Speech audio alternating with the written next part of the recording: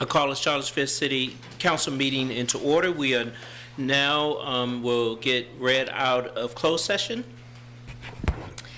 I move that this council certify by a recorded vote that to the best of each council member's knowledge, only public business matters lawfully exempted from the open meeting requirements of the Virginia Freedom of Information Act and identified in the motion convening the closed session were heard, discussed, or considered in the closed session. Second. Second, okay. Can we vote? Is everyone electronically signed in? I am not. Okay. All in favor, please say yes. Yes. Roll call. Okay, I'm sorry. Councilor Fleischer, Here? Vice Mayor Oshrin, Yes. Councilor Payne, Yes. Councilor Snook, Yes. Mayor Wade. Yes. We will begin our meeting with a moment of silence.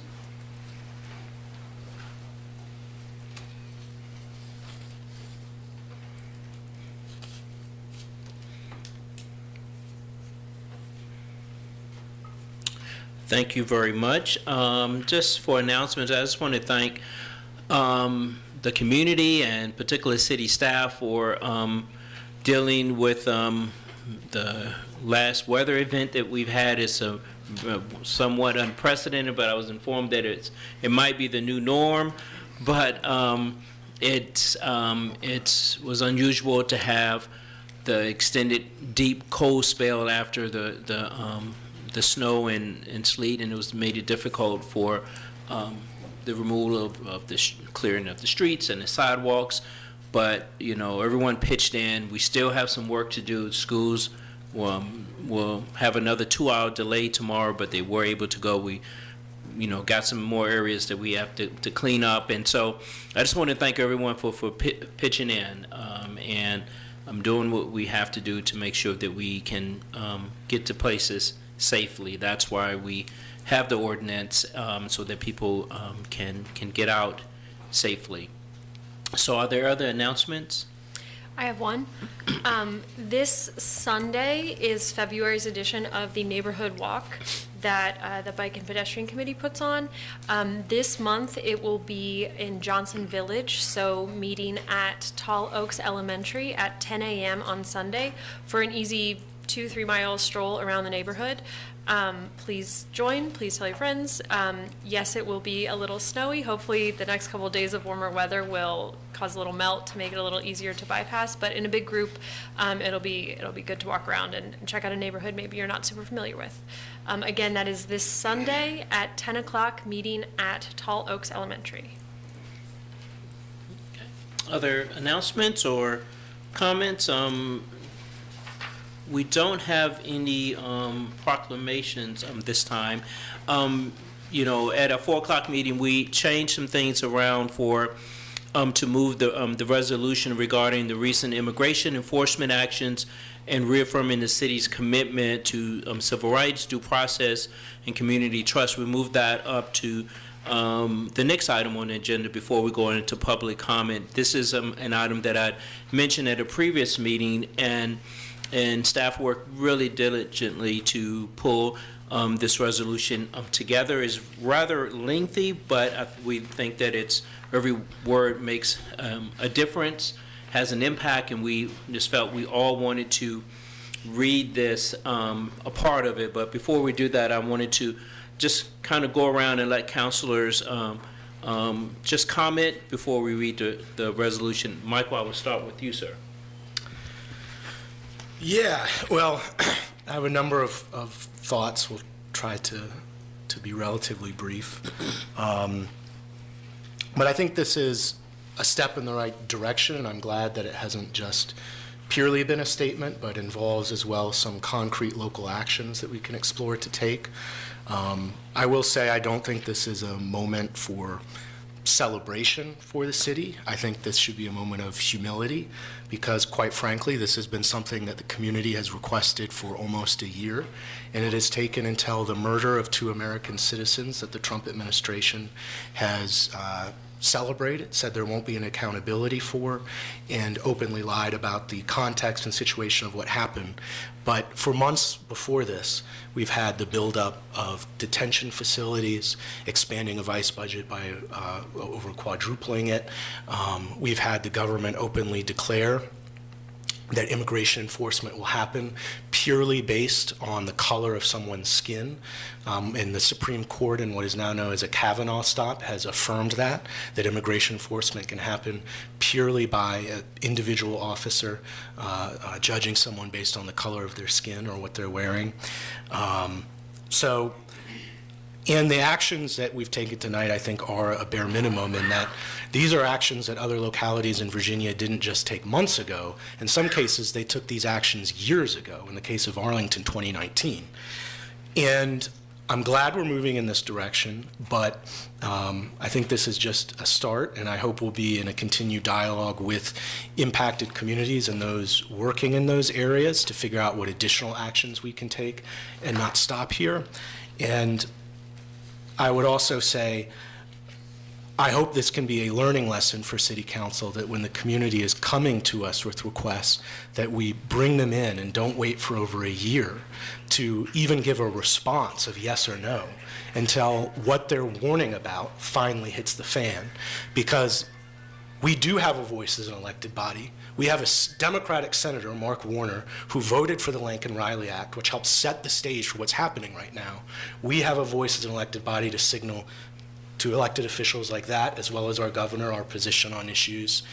And all of these things are going to play out locally. We've had members of our local refugee community had their asylum denied recently and targeted for deportation by ICE, people who are community leaders and with businesses at farmers markets. And these issues intersect directly locally. Many of our affordable housing communities that are most at risk of displacement are where many of these impacted populations live. Are we going to ensure that people aren't removed from our community via economic displacement as well? When Hanover is exploring the creation of a detention facility of over 500,000 square feet, and when this is directly from Washington Post and New York Times reporting, individuals at detention facilities have had their genitals crushed, that's direct, have had evidence of sexual abuse and rape, and instances have been murdered, with no due process oversight or accountability. Are we going to use our platform to weigh in on what's happening in Virginia on those issues? Because I know there's fear, but when we preemptively stop ourselves from speaking honestly and clearly about the truth, that allows the strategy of authoritarianism to win, because that's the goal, to have us be fearful. But I think if all localities can join together in coalitions and just take small actions to no longer move in fear, we can start to change where our country is at and make it clear we are not going to let these tactics win. Vice Mayor Austrian? To expand on something that Michael just mentioned, which is the Kavanaugh stop, one of the other things that you can be stopped for now is if you're speaking another language or have an accent. And one of the fun trivia facts that we always grew up with was, hey, what's the official language of the United States? And there wasn't one until last March, when by executive order, Trump made English the official language. So growing up, when you have an accent, it means you are trying something new. It means you came from a new place, you braved something, and you're learning a new culture, a new language maybe. We all came from somewhere new, unless we are descendants of indigenous people, which means that at some point, whether by force or by choice, we were new here. And the actions of the current administration, specifically around ICE and immigration enforcement and what we've been seeing happen in Minneapolis, are violating the First Amendment, they're violating the Second Amendment, they're profoundly un-American, and continue a tradition of breaking norms, breaking laws that we learned in middle school civics. That is not something to be proud of. The foundational document, the principles that we were taught, that we live with, are casually being tossed aside, which is something that we, I think, all can agree in this room at least is not for the best, not for the betterment of our country and the people who live here and seek to find a better life here. The actions we're taking today may not seem far enough for some people. They may seem too far for some people. We are trying to be very conscious of keeping what we say and what we do and what we promise within our power. We know that if we overpromise and are not able to keep people safe because they take actions based on what they think we can do, that puts our residents, our people that we are responsible for in a vulnerable position, and we don't want to do that. This is not a resolution here tonight is not our only recourse. We are, people with agency who can advocate on our own time and as members of council, but we are very conscious of what we are able to do as an official public body. And I just want to clarify that we would love if we were able to do bigger, grander enforcement or resistance at an official level, but we don't want to guarantee safety that we can't promise.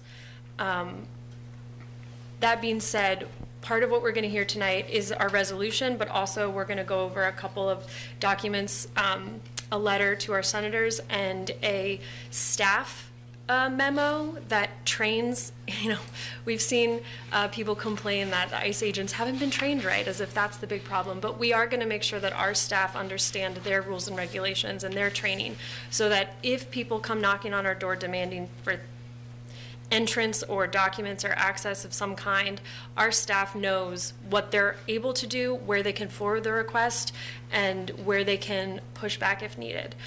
So we want to make sure that our staff are very clear on that too. So those actions outside of this resolution are hopefully going to help our staff feel more prepared and let our senators know our community's thoughts. Thank you. Lloyd? Upon hearing the news of the invasion of Poland by Hitler's armies, the English poet William H. Auden wrote a poem entitled simply September 1st, 1939. Auden's poem contains some important guidance. Quote, "All I have is a voice to undo the folded lie, the lie of authority." I think we were all astounded, appalled, outraged by the killings of Renee Good and Alex Preddy. I might have thought I could not be more outraged until I heard the ICE officials and Kristi Noem and President Trump and Vice President Vance pushing out their obvious lies about Renee Good and about Alex Preddy. And we need, in Auden's words, to undo the folded lie of authority. This ICE effort, with masks, without identification, without accountability, marked by violence against nonviolent protesters, make no mistake, is an intentional campaign to intimidate the opposition, to stifle dissent, to isolate and to arrest, or worse, the protesters. We're seeing the beginning of an intentional effort to interfere with the November 2026 elections in a way and to a degree that we had not previously accepted intellectually. We see the signs, but we're told, oh, you're exaggerating. He wouldn't really do that. You may remember that President Trump told his supporters on July 26, 2024, during the re-election campaign, that if they re-elected him, they'd never have to vote again. I'm quoting, "In 4 years, you don't have to vote again. We'll have it fixed so good, you're not going to have to vote." That's the end of the quote. Some people just dismissed this statement and the other statements as the idle ravings of a madman, as though that would make it better. Remember his statement in December of 2023 that he would be a dictator on day one, and that we were assured, oh, it'll be okay, because on day two he'll go back to normal. Or remember his statement March 11th of 2024 where he promised to pardon all of the January 6th rioters. He wouldn't really do that, we were told. These statements were just rhetorical excess, we were told. Make no mistake, he was saying the quiet parts of his plan out loud. And on the question of immigration, when Donald Trump talked about deporting 12 million undocumented people, we were told, oh, he would never be able to do that. He's only going to be going after the worst of the worst. Well, we've seen what that means in practice. 78% of those being deported have no criminal records at all. ICE is going after construction workers and restaurant workers and 5-year-olds. In 2024, we as a society had a failure of imagination. We just could not imagine that he would pardon the rioters who attacked the Capitol and who were looking to hang his vice president. We couldn't imagine that he intended to be a dictator from day one. We couldn't imagine that he would be seeking to deport 5-year-olds. And in deciding that Trump didn't actually mean what he was saying, we ignored Maya Angelou's advice. When someone shows you who they are, believe them the first time. Donald Trump seems to be realizing that the American people don't like to see nonviolent protesters murdered on their streets. But he's coming to that realization only because Americans have been speaking out. Through demonstrations in the streets and on the nation's television screens, or through public opinion surveys or court cases where the Trump administration keeps losing, or through election results where Trump supporters are getting shellacked, or perhaps through expressions and resolutions from state and local governments. Alden's poem gives some other good advice. He kind of ends it, towards the end he says, "And no one exists alone. Hunger allows no choice to the citizen or the police. We must love one another or die." And the poem closes with this: "Defenseless under the night, our world in stupor lies. Yet, dotted everywhere, ironic points of light flash out wherever the just exchange their messages. May I, composed like them of eros and of dust, beleaguered by the same negation and despair, show an affirming flame." We feel defenseless at times against the relentless tactics of the Trump administration. We feel beleaguered, but we can't give in to that despair. We must be those points of light as we unite with our immigrant friends here in Charlottesville and with our friends who oppose ICE efforts in Minneapolis and Chicago and Los Angeles and Maine and across the country. May we all show our friends that affirming flame that Alden talked about, so that they can know that they are not alone. As we protest nonviolently, but insistently, persistently, let us reaffirm the dignity of every person. Let us also remember Alden's ultimate suggestion that we must love one another or die. Thank you. Jen? The moments we've seen in Minneapolis and elsewhere can feel unbelievable, but they're not accidental.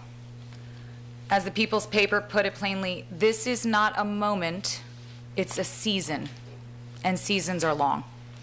In seasons like this, trust erodes, information fractures, and fear slows action. The harm that follows doesn't land evenly. For families already living with uncertainty, and for the local communities for whom state violence and over-policing have been part of lived experience for many years, this is not new stress.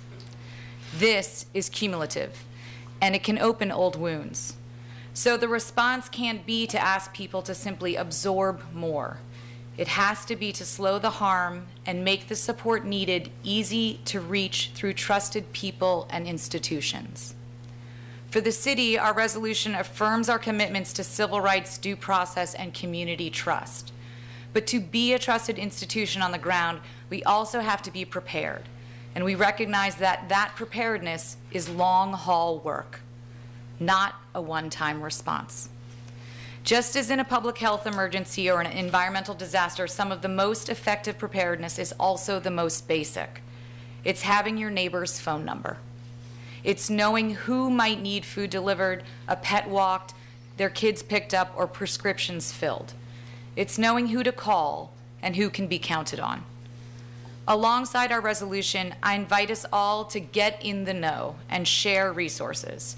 Make sure you and your neighbors know where to find mental health support, legal help, healthy food, and mutual aid, and more importantly, how to activate them when they're needed. Because seasons like this are endured not by waiting them out, but by building the capacity to elevate dignity and democracy under pressure, with the strength that sustains us into a new season of renewal, connection, and equal protection for all. Thank you. I agree with my colleagues. I think it's time for us to support this. I think it's, for me, as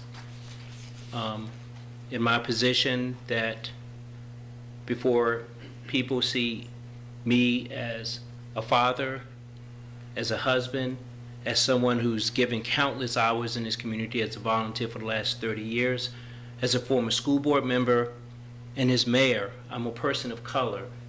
And we are going to be impacted by the actions of ICE before more than anyone else. And so I'm glad that we are adopting this. And with that being said, I'm going to read the first part of the resolution.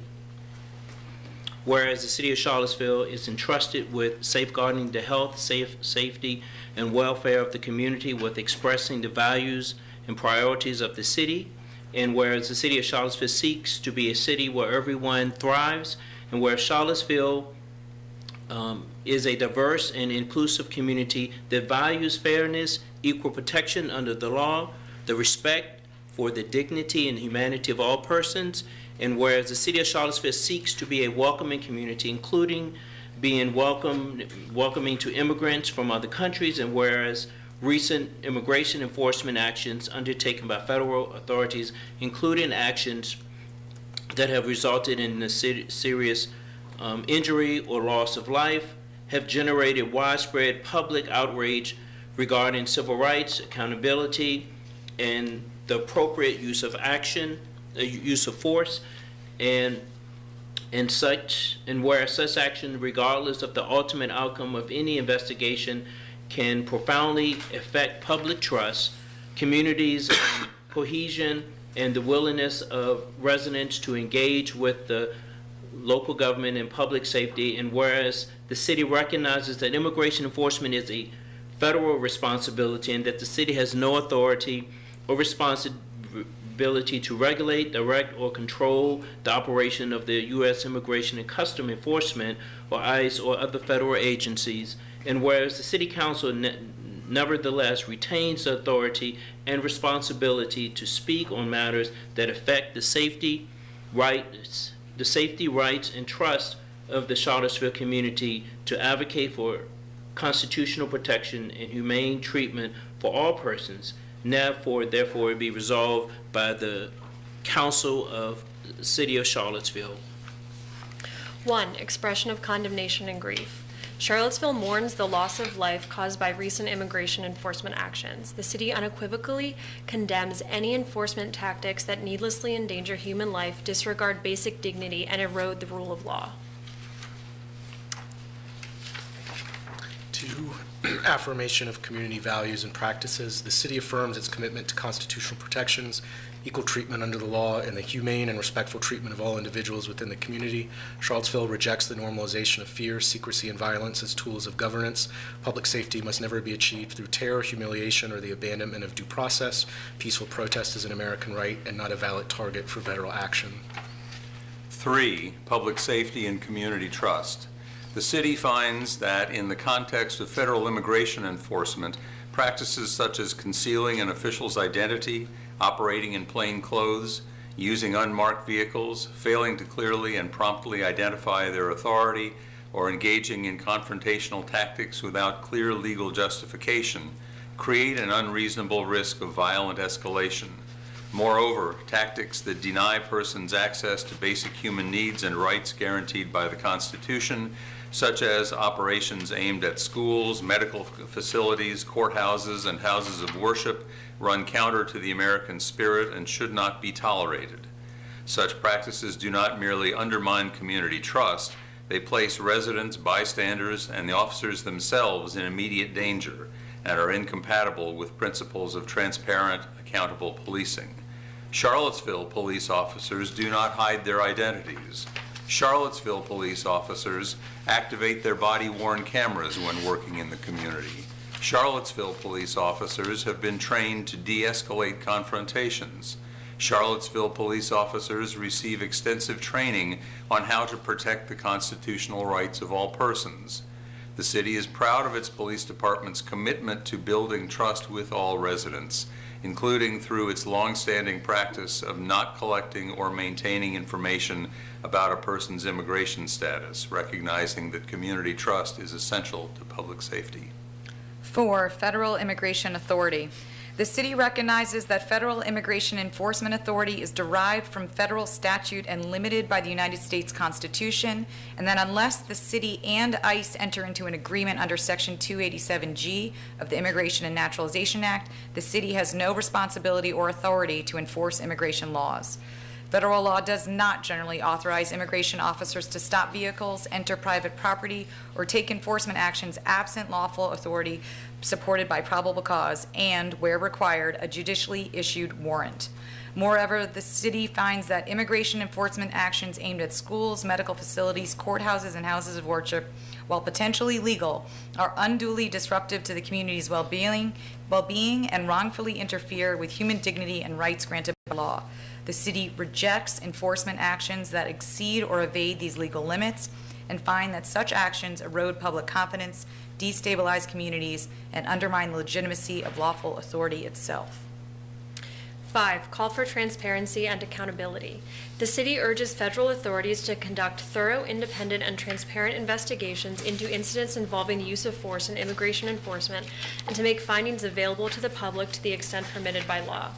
The city further calls on federal agencies to immediately reevaluate and discontinue tactics that conceal identity, obscure authority, or rely on fear and force rather than clear legal process.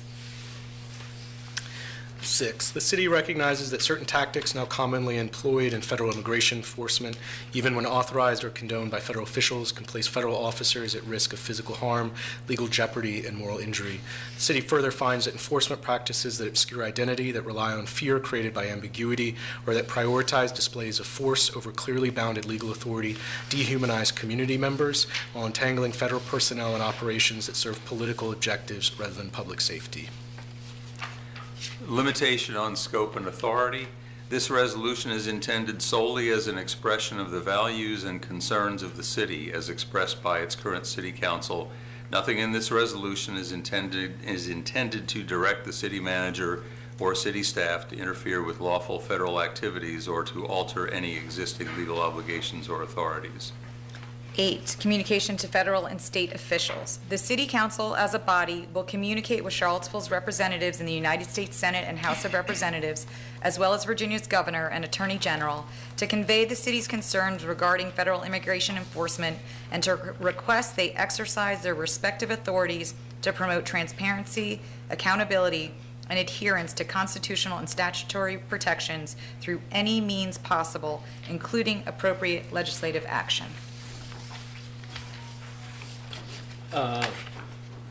Can I get a motion to pass? I would move the approval of the resolution. Second. You signed in, Lloyd, yet? Sorry. Okay, did you need to do a voice? No. All in favor, please say yes. Yes. All opposed, please say no. Thank you all so much. As part of that resolution, I think, Jen, you mentioned that we were going to be communicating with our local, our state and federal contacts, and I was going to have John to, Mr. Maddox to speak on that. Please, sir. Certainly. Thank you, Mr. Mayor, members of council. In addition to the resolution you just adopted, we're taking 2 practical steps. The first is the letter that you mentioned that's going to be sent to Senators Warner and Kane, as well as Representative McGuire, as well as Governor Spanberger and the Attorney General Jay Jones. And it's requesting a number of actions. As you may have heard, the federal government is currently negotiating in Congress about possible limits on federal immigration authorities, and this would be urging and asking that our delegation take up the measures that you've just discussed in your resolution as binding federal law. It's directing your advocacy to the people with the authority to do something about it, and that is the hope. The second action that we're taking is earlier this afternoon, I issued guidance to all city employees regarding how they may interact with federal agents if they come onto city property. And at a practical level, the guidance makes a few core points. Federal agents may enter public areas of city buildings, just like any other member of the public. But access to non-public areas of city facilities or to the non-public records or information, that requires lawful legal authority. Typically, a warrant signed by a judge, not just issued by an immigration official, or a direction from my office. So city employees are not expected to make those legal calls themselves. It would be unfair to ask the poor people who work at the front desk downstairs to make the highly important legal calls. They're instructed to remain professional, to not interfere, and to immediately contact the supervisor and my office so those questions can be handled centrally and lawfully. And my team is well prepared to answer those questions if and when they come up to our office. If agents present documents such as warrants or subpoenas, employees are told to obtain copies and route them to legal counsel rather than trying to interpret them on the spot. In short, the guidance is designed to protect employees from being put in impossible situations, protect the city's legal interests, and ensure that any cooperation with federal authorities occurs through clear constitutional process rather than confusion or pressure. So, taken together, these actions reflect the same principle as the resolution the City Council just passed. The city will respect lawful federal authority, but we will also insist on transparency, due process, and the dignity and safety of the people who live and work here. That's what else we're doing. Thank you. Thank you all so much. Thank councilors for their comments, and staff for pulling this together. That being said, we will proceed now with the community matters. We have 8 slots for pre-registered speakers. 5 have done that, and 11 total, additional total for first part of the community matters. The first speaker is Mike Henrietta.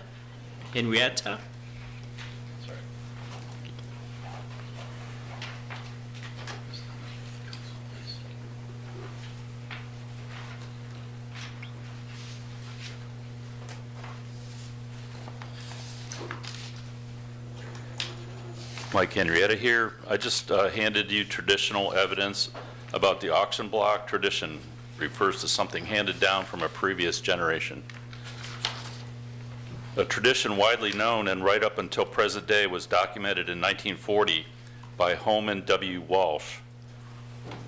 Between 1906 and 1928, his law office was located in the right hand of 0 Park Street.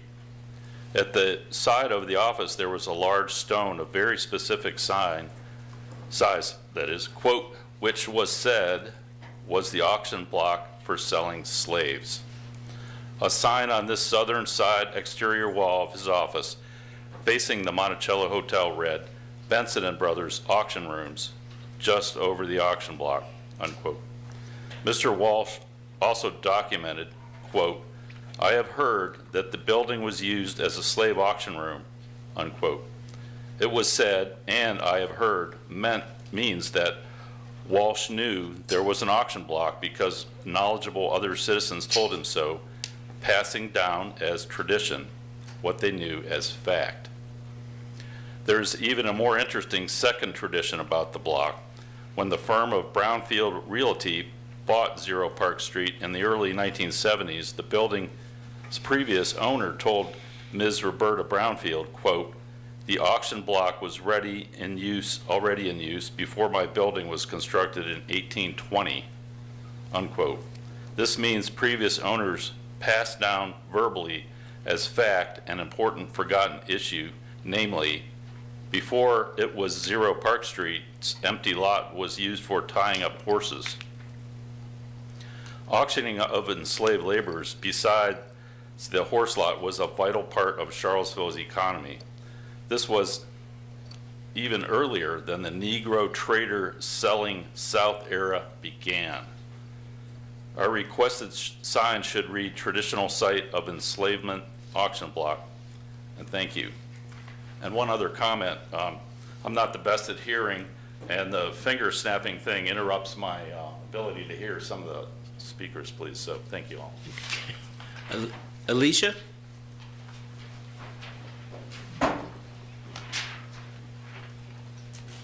Good evening. My name is Alicia Lenahan. I live in the county.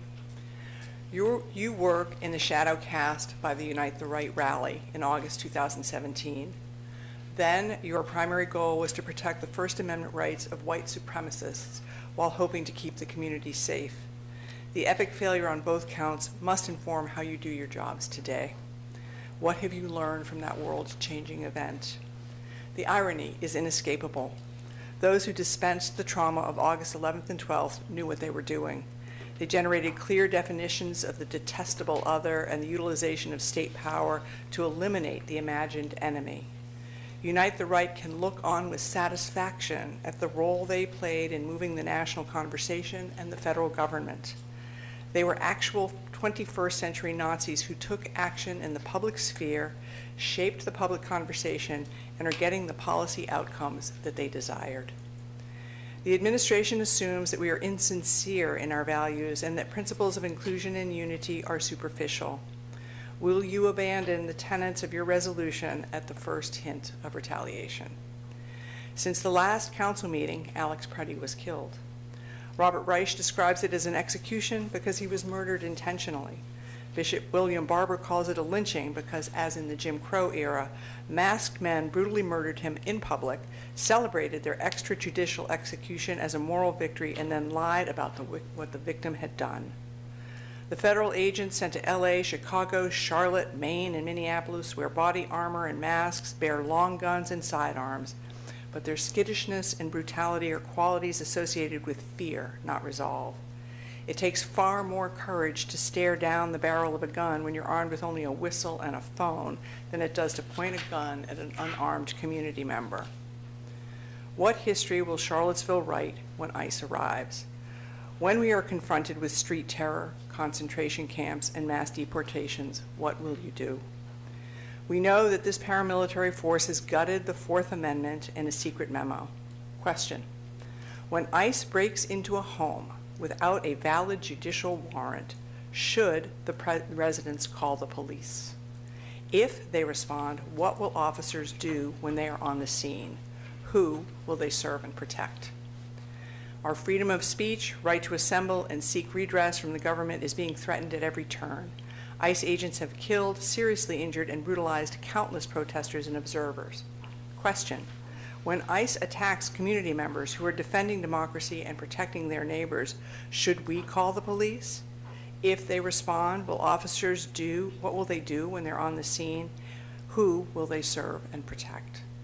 We're calling upon you to stand resolutely against violence instigated by federal law enforcement. Thank you. Freddie?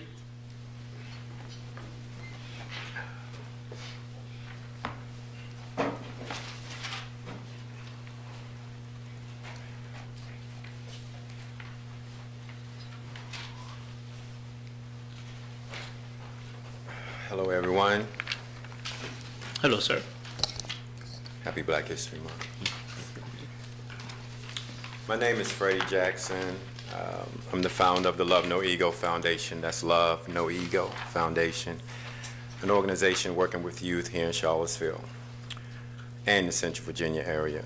I'm a descendant of enslaved ancestors, and I live in the Charlottesville area, River Court. Originally from Buckingham County. My family there resides less than 2 miles from Buckingham County's birthplace of Carter G. Woodson. This location receives numerous visits annually by tourists. My home remains the largest agricultural county in Virginia. For well over 100 years prior to 1865, its fields were plowed and forests cut down by thousands of enslaved laborers. It's very likely that during the Negro trader era, large numbers of these Buckingham ancestors were trafficked on court days at the auction block beside the Number Nothing building. There were 600 such days when selling human beings south occurred. Many folks in our town of Buckingham County still carry that grief from those memories from this terrible commerce. I support CSEM's Court Square Enslavement Memory, the Citizens Advocacy Group. Their request that council reinstalls the slate marker on East Jefferson Street curb, reading traditional site of enslavement auction block. I respectfully ask you to correct this erasure of history in our hometown. I just gave you a photograph of the father of African American history. You will see his statue in National Park Historic Site in Washington, D.C., and also you can visit the Carter G. Woodson Educational Complex in Buckingham County. I believe that Dr. Carter G. Woodson is a great American of whom Charlottesville can be very proud of. His intentional reputation as a historian merits and requires City Council restoration of our reworded and humanizing sign. Do we want the consequence of it being an embarrassing matter, or the consequence of it being something that we own, that we respect, and come to pay homage to? The choice is ours. I see it as an opportunity. Thank you, and happy Black History Month. Thank you. Richard?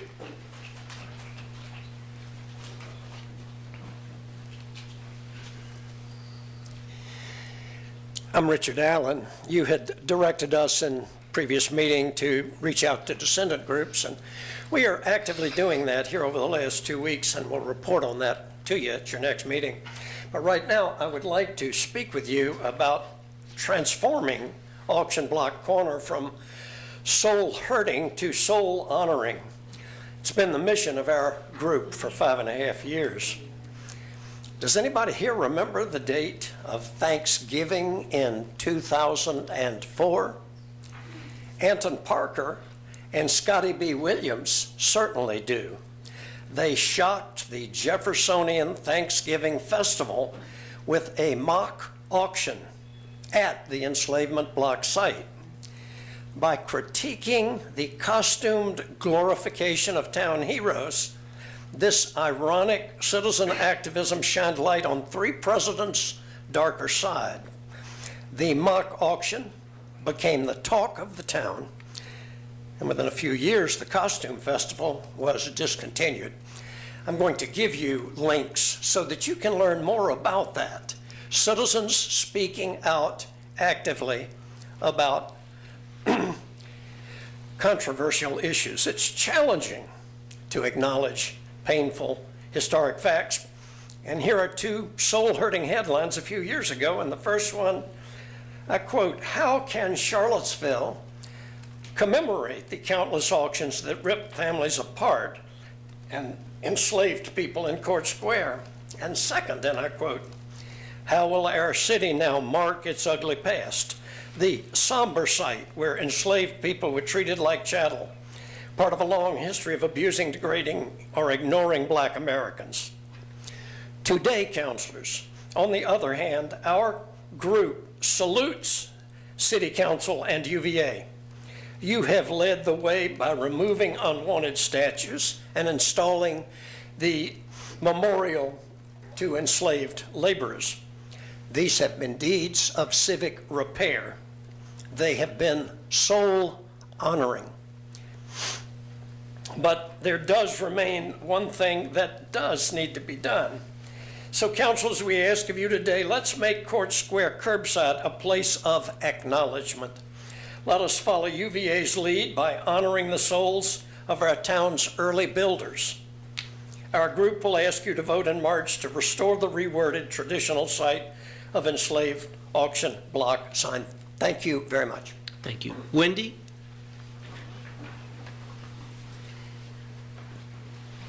Thank you, Ms. Douglas.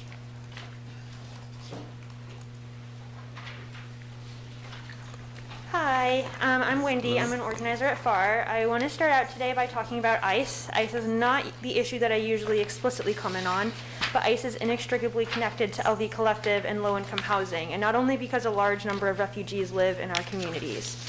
We didn't get to this moment of accelerated, more overt fascism out of nowhere. This moment didn't begin with Trump's second term.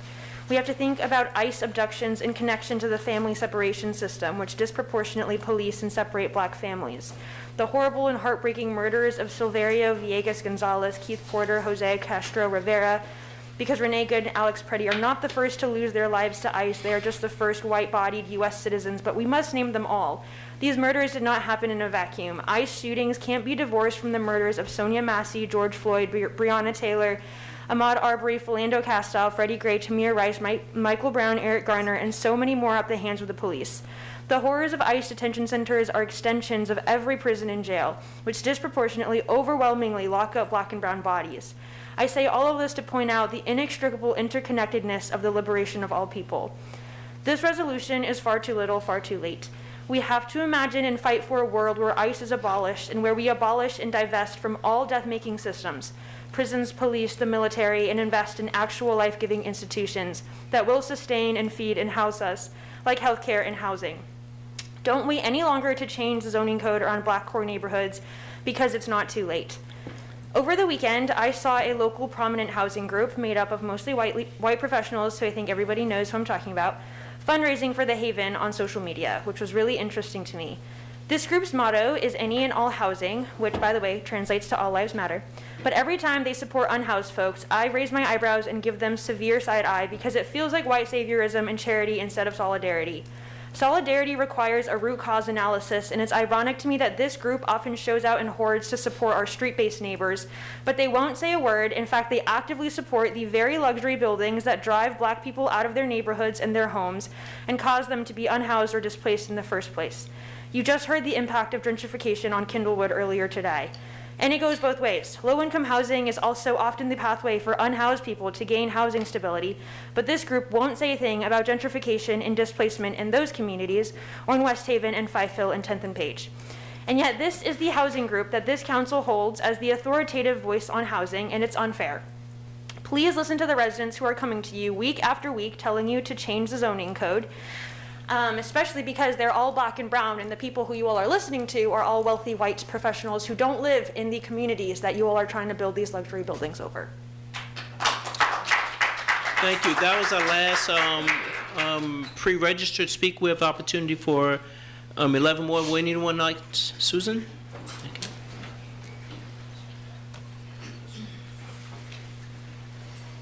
I'm Susan McCulley, and I own property in the city.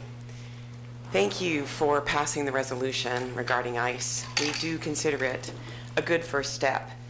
In the 9 months that we've been attending council meetings, an unprecedented number of people have died at the hands of ICE. Countless people have been brutalized and injured, attacked and abducted. Our demand for planning, policies, and actions that meet the challenges posed by daily historic injustices will continue, as will our challenges to inaction. Council cannot hide behind the Supremacy Clause. There are limitations on federal law. Primarily, they must be constitutionally valid and passed within Congress's enumerated powers. They cannot infringe on fundamental rights or coerce states into enforcing unconstitutional federal policies. Scholar Timothy Snyder wrote, "People enforcing law do not wear masks. And people wearing masks who trespass, assault, batter, and kill are not enforcing the law. They're violating it." Dillon's rule, by limiting the actions a locality may make on its own, sanctions inaction. The City Council will not be relieved of its ethical responsibility to protect the community because moral choices are available. We believe that the council should engage and mobilize in like-minded localities. Elected officials wield influence that individuals do not have. A coalition will have a greater impact at the state and congressional levels. Governor Spanberger's administration should be urged to join other states that are challenging Trump legally and in the court of public opinion. John McGuire, among others, must be held accountable for policies that are hurting residents. And as a governmental body, please support the following legislation.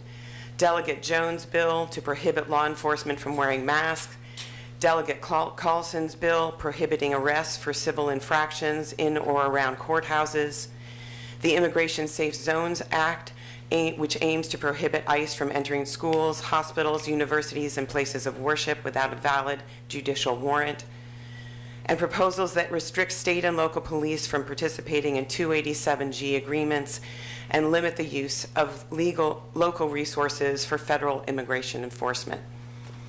Take courage from Hanover and Augusta counties. Both have said no to the development of ICE detention facilities in their jurisdictions. ICE's actions in Minneapolis remind us that people have good reasons to hide, and those of us trying to help them, protect them, or protest on their behalf also have reasons to be afraid. We will judge your actions based using a measure of morality and justice. Thank you. Anyone over here like to speak?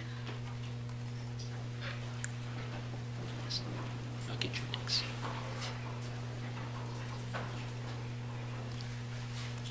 It's been a long time since I spoke here. I'm Kate Fraley. I live in Charlottesville, Virginia. I appreciate your resolution and your comments and the guidelines for staff. You unfortunately left out some people in the guidelines, I think, and that's the police department.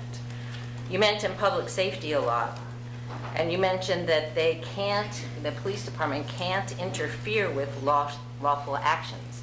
But you didn't make a policy, and you have no guidelines for what the police can do when ICE does illegal things, unsafe things, violent things. Our police department is known for not interfering in violent situations. We know from August 2017, both when the white supremacists came with the torches and hurt people, burned people, scared people, injured people permanently, the police were lined up on the Hill and did not move a muscle. They did not move a muscle.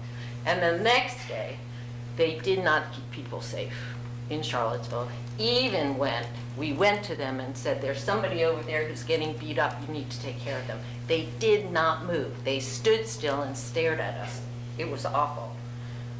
We don't want that to happen again. And if the police can't keep us safe, we're going to have to keep ourselves safe. Thank you. Would anyone else like to speak? Yes. Yes.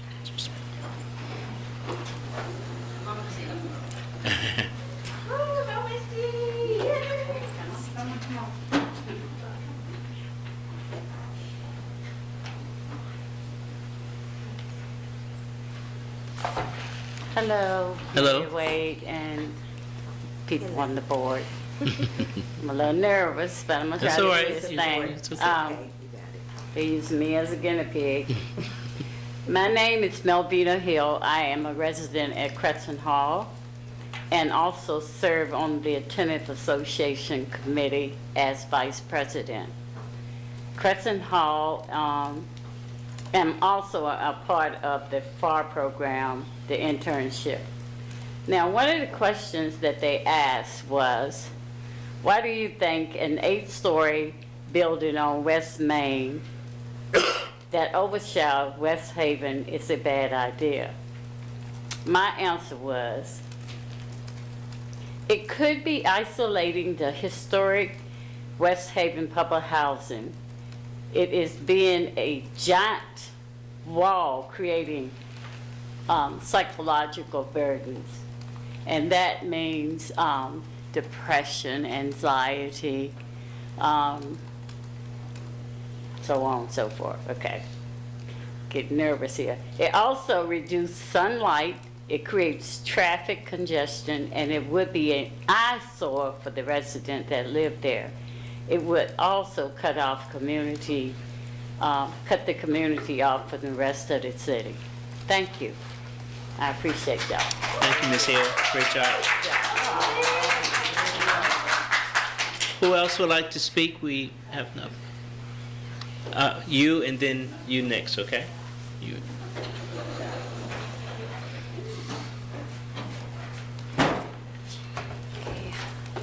All right, I'm Sivo Flynn. I'm a Climate Justice Policy Manager at the Community Climate Collaborative. Earlier today, the City's Office of Sustainability gave a presentation on a proposed power purchase agreement for 2 of Charlottesville's more energy-intensive schools. Climate action is being hamstrung by the federal government, but there's almost a way to view this as a positive because we're being forced to act fast to avail of vanishing tax credits. It's kind of fine because the need to decarbonize our energy is only increasing in its urgency. This is one of the rare moments when C3 is not coming to you to say you need to put up more money now to atone for the climate betrayals of the federal government. We're excited to see how much work has been done by the Office of Sustainability, allowing us to see the moment now. Second, councillors, you're aware of a draft resolution asking that the city partner with Albemarle County in public opposition against the proposed massive gas plant expansion in Fluvanna County sent by C3. With the endorsement so far of the SCLC, Fluvanna NAACP, Community Voices, Piedmont Group of the Sierra Club Virginia Chapter, Charlottesville DSA, Livable Seaville, your joint leadership can help to strengthen a decision by Fluvanna's Board of Supervisors to reject the proposal which will cause early deaths in the region, including Charlottesville. And if they know their peers across the border are opposed to the project, that will strengthen their opposition. Speaking for myself, as a Charlottesville resident, I strongly support rejecting ICE from every part of society through boycotting agents socially and economically, unmasking and exposing them. In particular, we need enforcement and adoption of a policy that Charlottesville Police will not collude with these inheritors of the Confederacy agents of chaos. Toward the end of last year, I had a CPD officer knock on my door, along with an agent that did not appear to have a visible CPD badge. On seeing my face, the CPD officer said, "Oh, well, I'm guessing you're not who we're looking for." It's obvious my whiteness protected me and my house when he calmly said that, and then went on to ask about the race and ethnicity of my neighbours or of anyone living at my address before me.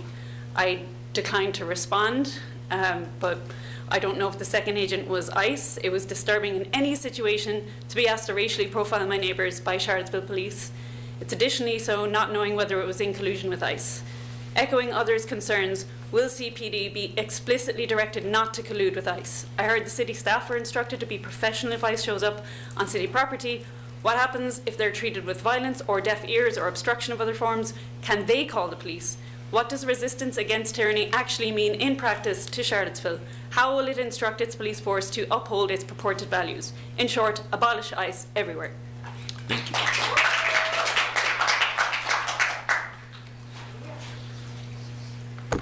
Hi, my name is Sophia Marrero. I'm an organizer with the Public Housing Association of Residents.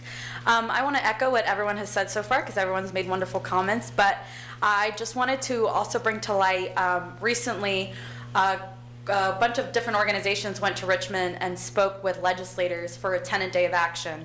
And it was very powerful hearing people's experiences and their stories. And so one thing I noticed, being Latina myself, is that about half of the people in the room, half of the residents, were also Hispanic. And so there were translators and there was accessibility, and that was great. And so they gave out these t-shirts like this one that I had that says, "What community, my community." But I think when we're talking about ICE, when we're talking about public housing, when we're talking about housing in general, when we're talking about human rights, we have to talk about the fact that it's predominantly affecting Black and brown people. And so I don't know if you guys saw last night, but Bad Bunny won Album of the Year at the Grammys, which might seem like something superficial, but for the community is actually very monumental. And so I come here to tell you, no to ICE, to tell you that ICE has no place in our communities, that no one is illegal on stolen land, and that, you know, refugees and immigrants make this country what it is. And without them, we would not be where we are now. And so from my own experiences, I am not technically an immigrant, but I am from Puerto Rico. I would just like to say that please keep in mind that these people come here for a better life. People who want a better life are not criminals. A 5-year-old is not a criminal. And to say that they are is simply an abysmal just use of power and the ability to say that these people are actually harming our country when they're actually not. People like my father, who's a construction worker, who would be racially profiled because he is Black. That's what we need to talk about. And so I just come here to give voice to all the immigrant community, but especially I wanted to bring my Latina brothers and sisters up because as a very big population in the United States, this is something that is also disproportionately affecting them. Thank you. Thank you. Anyone else like to speak?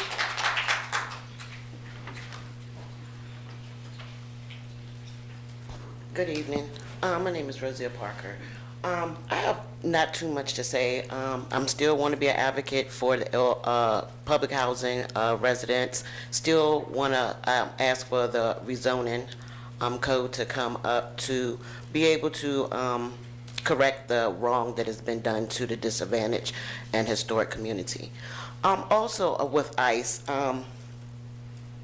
being a victim of 2017 from the beginning of March all the way up till, I want to say, 2018, 2019. I was followed that whole year. Also being a victim of July the 8th, not just August 11 and 12, but being hit by police shields, tear gassed, being right there, right beside Heather. That's trauma that has been endured, but also historic trauma in public housing. To watch the police stand down at that time, and it was told by the police assistant chief at that particular time to stand down. Damn right, gas them. Do you know how that felt to be gassed and to actually hear a city official to say that?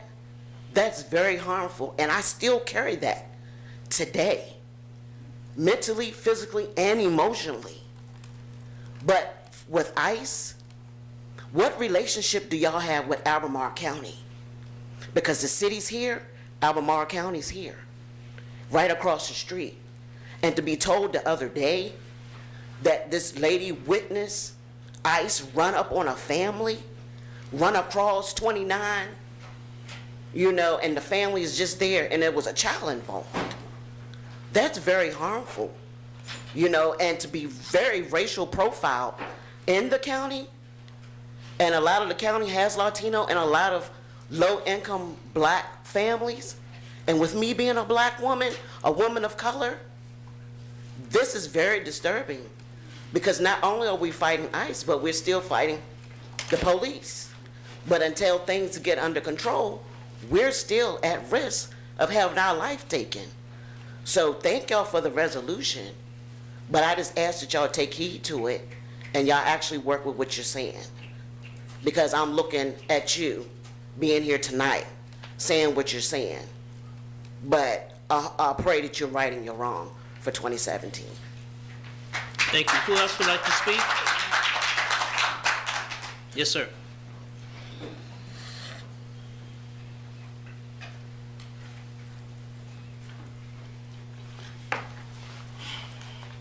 Hi, thank you.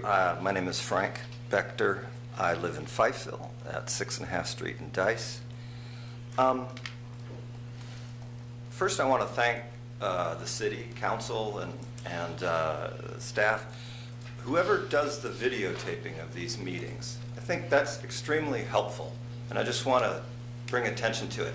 Not only can people watch this now, but they can watch it later, and I've done it many times. And at the and it's true of the bar meetings too, which I've attended, in which a lot of things have happened that probably have legal import. You know, things were said at those meetings and were submitted along with the letter of denial for the building on 7th Street to be referred to. So I attended the January 20th closed session on, I guess, student housing. I thought of it as on zoning, on potential changes for zoning. And I just want to bring attention to Tier 1, Tier 2, Tier 3. And let me preface by saying, when I was really pleased with that meeting, there were, what I saw as a community member sitting there was some degree of uniformity of agreement that there were serious problems that needed to be attended to, and that ideally would be attended to soon. No big gaps of time for attending to them. There were differences in you know, priorities, maybe that various ones of you mentioned. A couple of you took heed, but really all of you were supportive of what community members in the affected areas have been saying. We really need urgent attention brought to the zoning here, and what officials have also said. Unpaid officials at bar, for example, I believe. I know I've heard them say after hours in their meetings that, yeah, it's difficult being confronted with this, with the rules that we have to follow, because, well, I won't go into that. But I want to bring attention to Tier 1, Tier 2, Tier 3. What I heard at that meeting was all of you on council in favor. I heard the city manager say more than once, and I've heard him say elsewhere, my job is to implement what you guys tell me to do. And that's really cool. We elect you guys hire the city manager, and he's trying to do what you guys tell him to do. But then I heard the Director of Neighborhood Development Services, when some degree of questions on urgency of certain matters were brought up, she said, well, then we'd have to do, a big study on that, and we can get, several months or whatever. I would say if it's a priority of the council to get something done urgently, you need to tell the city manager, we want you to prioritize it. Tier 1, Tier 2, Tier 3 was described as, well, maybe oil change, brake change, or your engine's on the street. You got your engine on the street, you got a killer whale in a little goldfish that you've been trying to protect. That needs to be attended to now. And if there's legal matters or whatever, you need city staff to attend to those things now. Thank you so much. Thank you. Opportunity for a few more speakers? Yes, Ms. McDonald.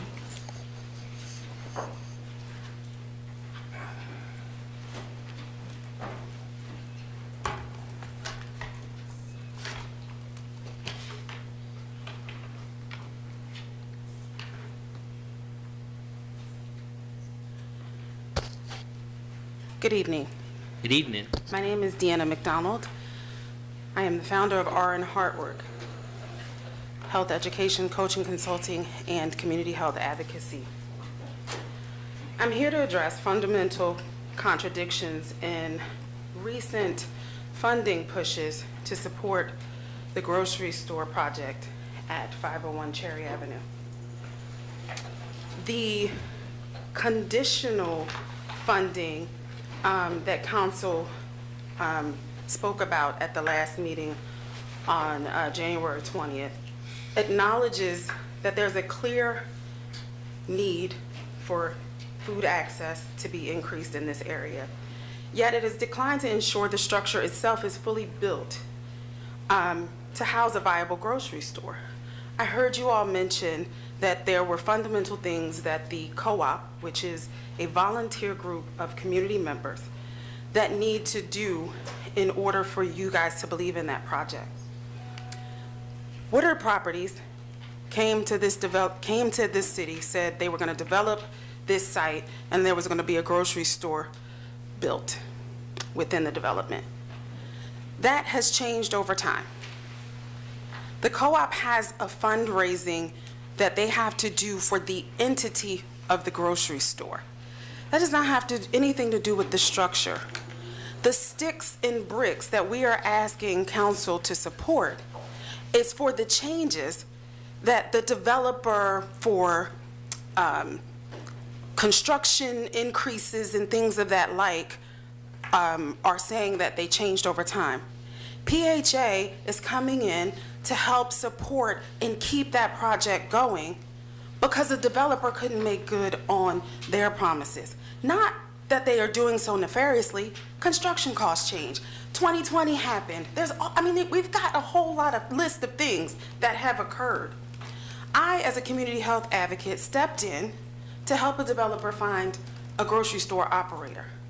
I stepped in with community's help. Over 500 community members showed up to this project.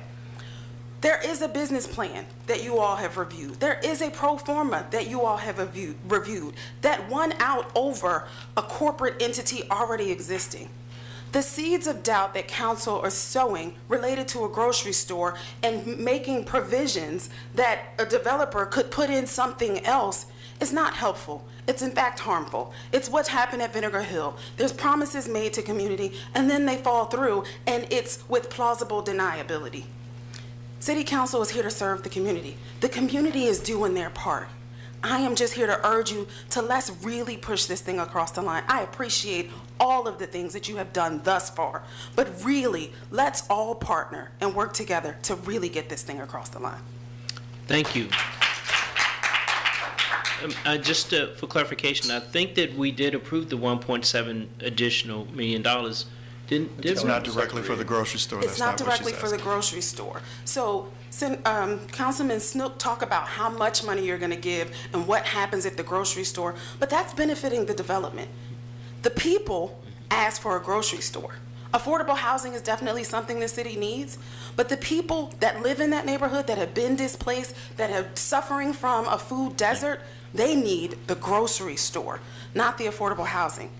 When you look at Maslow's hierarchy of needs, food is the basic need, first and foremost. So I encourage you to really put the money and the funding, help us. We don't even have exact numbers. When we talk about what the co-op needs, we don't have exact numbers. So we need the developers to do their part. We need city council to partner with us to ensure that everybody is doing their part transparently and really in partnership to ensure this happens. Thank you, thank you. How many, where are we? That was 13. That was 13, okay, we have, would anyone else like to speak now? We have another opportunity at the end. Yes, Ms. Martin.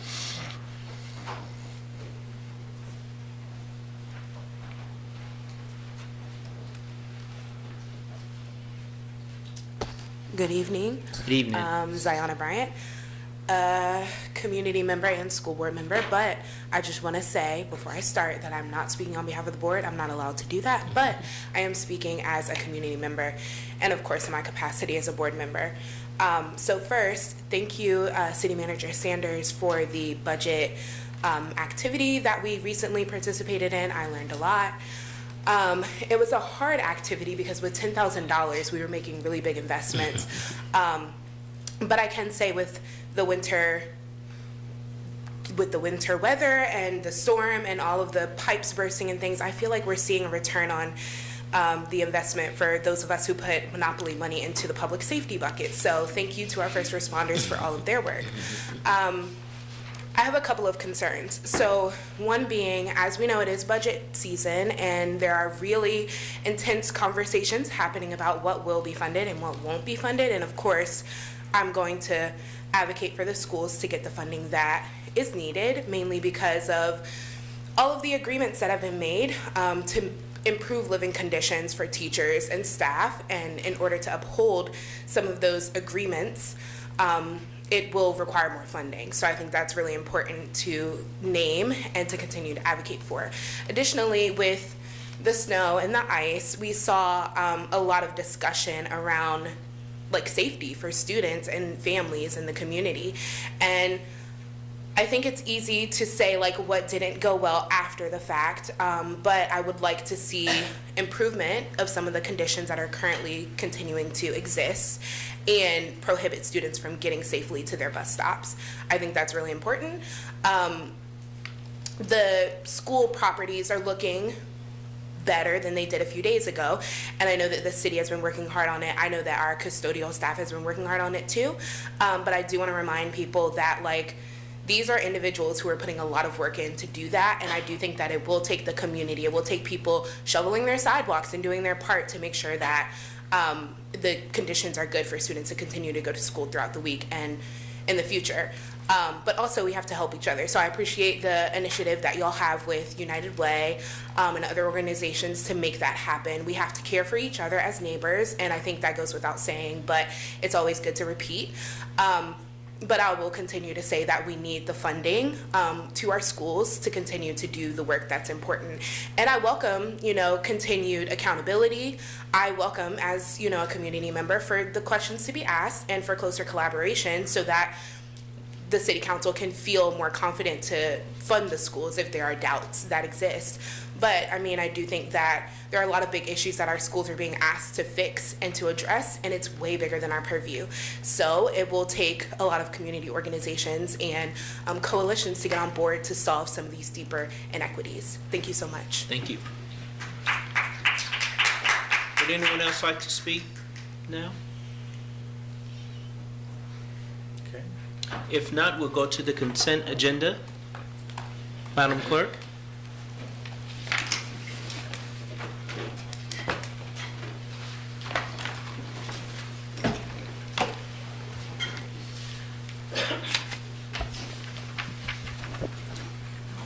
Consent agenda, number 3, resolution to appropriate funding from the Supreme Court of Virginia Behavioral Health Docket Grant, $78,150.09, second reading.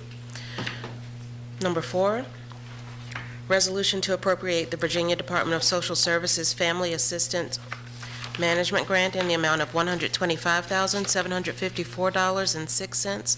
Second reading. 5, ordinance approving amendments to previous ordinance authorizing a forgivable loan to Support Works Housing for Vista 29. Second reading. 6, a resolution appropriating $700,000 and initiating an amendment to the terms of performance agreement supporting the 501 Cherry Avenue mixed-use development project. Second reading. 7, resolution appropriating $390,000 to support a rental arrears intervention pilot program. Second reading. 8, resolution to appropriate funding from the International City County Management Association Economic Mobility and Opportunity Special Assistant Grant in the amount of $354,000. Second reading. 9, a resolution to appropriate National League of Cities Southern Cities Economic Initiative Program funds, $60,000, one of 2 readings. And 10, by motion consent and end to the January 24th, 2026 local declaration of emergency. Okay, is there a motion to pass the consent agenda? So moved. Is there a second? Second. We're going to do a voice vote, or do you need a vote? You're in? If somebody could just tell me what step I'm missing here, I can get this thing going. We'll catch up with that. So, this has to be a voice vote. I'm sorry. You can. All in favor, please say yes. Yes. Yes. All opposed, please say no. Okay. The next item is the city manager's report. Good evening, council, members of the public. I'm thankful that Ms. Bryant has not left the room because I'm going to echo her comments because she stole all of my good material for what it was that I was going to say. But I definitely wanted to, because we've been really dealing with a very serious situation in our community with the weather event. That was definitely not a storm that any of us planned for, thought would happen. And for those who don't know, I hate snow, so I've been miserable for well over a week now. But still focused on getting the job done. I definitely want to thank our citizens for their efforts to recover from this challenging storm. Thank our volunteers who have supported others in their time of need. We are not done. As a reminder, we are not done. Our kids have tried to go back to school today. Most of them probably made it back today. Not all of them made it back today. We're going to have to continue to run intervention to make sure that we can get them all back. We have learning loss at stake, and it is important for us to get them back in the classroom as soon as possible. I want to thank the city staff for their tireless efforts. It is not an easy task, and it is a job that we all sign up for, so we do it without expecting a lot of praise for that work, but I definitely want to thank the team members who've been putting in 12-hour shifts, sleeping very little and working very hard, making sure that we can get things done. This snow ops proposal, this plan that we launched this year, was a revision. It is better than it has been. We just did not expect this much weather. The freezing aspect of it is what made it complicated. So that's what we have to plan for, and we've already started to think about how we will message future storms whenever there is ice in the forecast. It is important for us just to remember that the ordinance as it exists today is a requirement. I have a job to do in declaring the snowfall being done so that we all can get to work. That is the way it works. It is a shared responsibility of taking care of our sidewalks. I know some people don't like that. I don't make that decision, so I can't change that decision, but we all have to embrace the notion that if we're going to get kids back to school and make sure that the streets, the sidewalks are passable, we're all going to have to do our part. So again, I thank you for what you do in your efforts to make that happen. If you have it in you, we need more volunteers. We have a long list of people who are still in need, and we have a short list of people who are willing to help. So we need more help as much as we can. Call 211 if you're looking for an opportunity to help out. I also want to take a moment just to thank I guess I'll say thank our team at schools for being able to push through and get things done. It was not an easy decision to open schools today, but I was able to lean on our police department and fire department to offer additional supports to help kids move through the bus routes to get to their bus stops. We're going to do that again tomorrow, making sure that we've figured out where there are problem areas and can intervene. And I just remind the public, slow down, pay attention, and look for the little people and make sure that they can get where they need to go so that they can get to school. So I'll end there on that part. I also want to just call everyone's attention. There are two brand-new staff members in this room. Jen Hendricks, sitting in the back, has joined the team as Chief Strategy Officer. In my last report to council, I shared that we are adding capacity to do things that we haven't been able to get to. Strategic planning, which is your setting of the vision for this city, and then our implementing that vision needs a home and a set of hands and a brain around it. She's right there. So our goal is to help make sure that that gets implemented on a regular basis, and we will continually start to report to you how we're doing in that space. We're also going to be adding performance analytics, so the team is so excited about reporting how well they're doing their jobs, and there'll be someone who will help report back to them if they are, and if they can do better, how they might be able to do that. So we welcome Jen, who started with us today.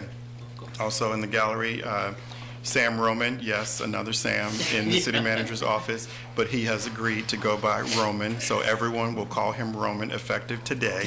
So Roman joins us as assistant city manager. He has the public safety portfolio.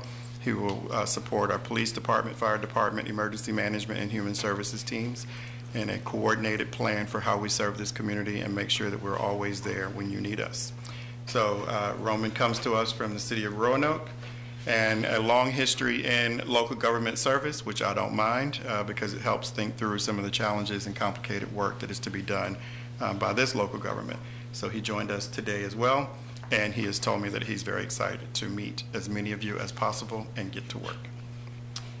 And then the last item for this report, our Director of Finance walked in. I was getting nervous, Chris. But Chris Cullinan is going to provide to you an FY25 year-end financial briefing.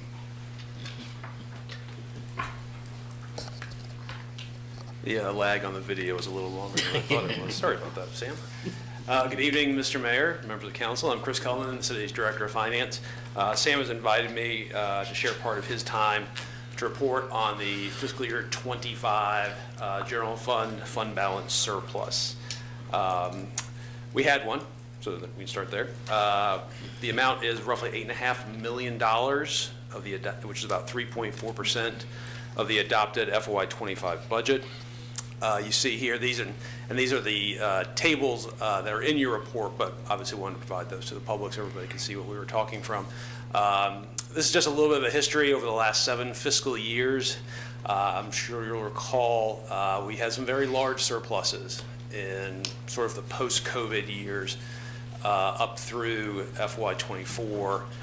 You'll see that the FY25 number is more in line, especially as a percentage of the adopted budget, as what we saw pre-COVID back in 2019, 2020, and even before that in the 16, 17, those sorts of years. That percentage of the adopted budget figure is sort of a good bellwether as to how well are we budgeting. I'm not sure if it's an official best practice, but with a budget of our size, in terms of actual dollars, its complexity, the number of things that we do, the number of other funds that we have, I would say 5% is probably a reasonable benchmark. And so being inside of that 5% as surplus as a percentage of the adopted budget, I think, is a pretty good yardstick by which to measure that.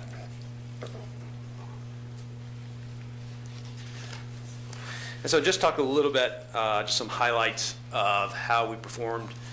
In FY25, revenues were about $7.5 million better than expected, or about 3% above budget. Expenditures were about $3.6 million below budget, about 1.3%.